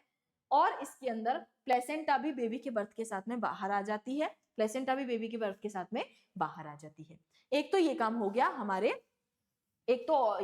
गया हमारे ऑक्सीटोसिन का। Oxytocin eight the time of birth एक और काम करता है, मेमोरी ग्लैंड के पास में भी जाता है, उसकी जो मसल्स हैं उनसे मिल्क को इजेक्ट करवाता है। बनवा कौन रहा था? प्रोलैक्टिन। इजेक्ट कौन करवाएगा? ऑक्सीटोसिन। मिल्क इजेक्शन करवाएगा, और जो पहला मिल्क आता है ना सबसे पहले, उसको हम लोग कोलेस्ट्रम बोलते हैं, और ये बहुत ज्यादा रिच होता है बेटा न्यूट्रिएंट्स में। इसके अंदर एक एंटीबॉडी IgA भी होती है, सबसे पहली एंटीबॉडी, सबसे पहले जो ए है ना, फर्स्ट लेटर है, तो कहाँ मिलती है आपको? फर्स्ट मिल्क में, कोलेस्ट्रम में। और ये आपको पैसिव इम्यूनिटी भी प्रोवाइड करती है। तो बेबी के लिए कोलेस्ट्रम को कंज्यूम करना बहुत अच्छा होता है हेल्थ के लिए, इसको मना नहीं करना चाहिए पीने के लिए। ठीक है, और इसके बाद में आपने कई बार ये बात सुनी होगी कि जो फीमेल्स हैं उन्हें प्रॉपर कॉन्ट्रैक्शन नहीं हो रहा था, प्रॉपर डिलीवरी नहीं हो पा रही थी, तो कमर में एक इंजेक्शन लगाया है, 2 घंटे बाद डिलीवरी हो जाएगी। तो वो जो इंजेक्शन है वो आर्टिफिशियल ऑक्सीटोसिन का लगाया जाता है, जिसे हम लोग पिटोसिन बोलते हैं, for further contraction of myometrium and it will leads to expulsion of baby birth and placenta as well. ठीक है, ठीक है। ये जो प्लेसेंटा और बाकी के स्ट्रक्चर्स है ना, ये तो तुरंत ही बेटा एक्सपेल हो जाते हैं eight the time of delivery of the baby, लेकिन जो हमारी एंडोमेट्रियम बहुत डेवलप हुई है ना, ये अगले 35 से 40 दिन तक as same as menstrual flow बाहर आती है धीरे धीरे करके बॉडी से। ठीक है, तो ये चीज और एक चीज हो गई। आगे आए तो चैप्टर आपका खत्म हो गया है। एनसीईआरटी जाकर के पढ़ लीजिएगा, खुशियां मनाइए कि आपने एनसीईआरटी का एक और नया चैप्टर बोर्ड्स के साथ साथ नीट के पॉइंट ऑफ व्यू से कवर कर लिया, पूरी एनसीईआरटी पढ़ ली है। नोट्स डाउनलोड करने के लिए इस चैनल पर चले जाना, PDF annotated as it is मिल जाएगा, इसको देख लेना। इधर जाकर अपने डाउट पूछ लेना, बाय चांस कोई डाउट आ जाए तो। जिनके पास में व्हाट्सएप है वो तो व्हाट्सएप पर पूछ लेना। और जो बच्चे कई बार कुछ प्रॉब्लम फेस करते हैं, तो हम लोग इधर इंस्टाग्राम पर लाइव सेशन लेते हैं, तो वहां जाकर के 1-to-1 इंटरेक्ट कर सकते हो कभी, तो इधर फॉलो कर लेना। अगर इंस्टाग्राम अकाउंट बना हुआ है तो सब्सक्राइब नहीं किया अभी तो गलती कर रहे हो भाई, सब्सक्राइब तो कर लो, बेल आइकन क्लिक कर लो, जिससे कि प्रॉब्लम ना हो, सारे नोटिफिकेशन आप तक पहुंच जाए। So stay tuned with operation NEET, keep studying, keep learning and keep growing. Thank you and have a nice day.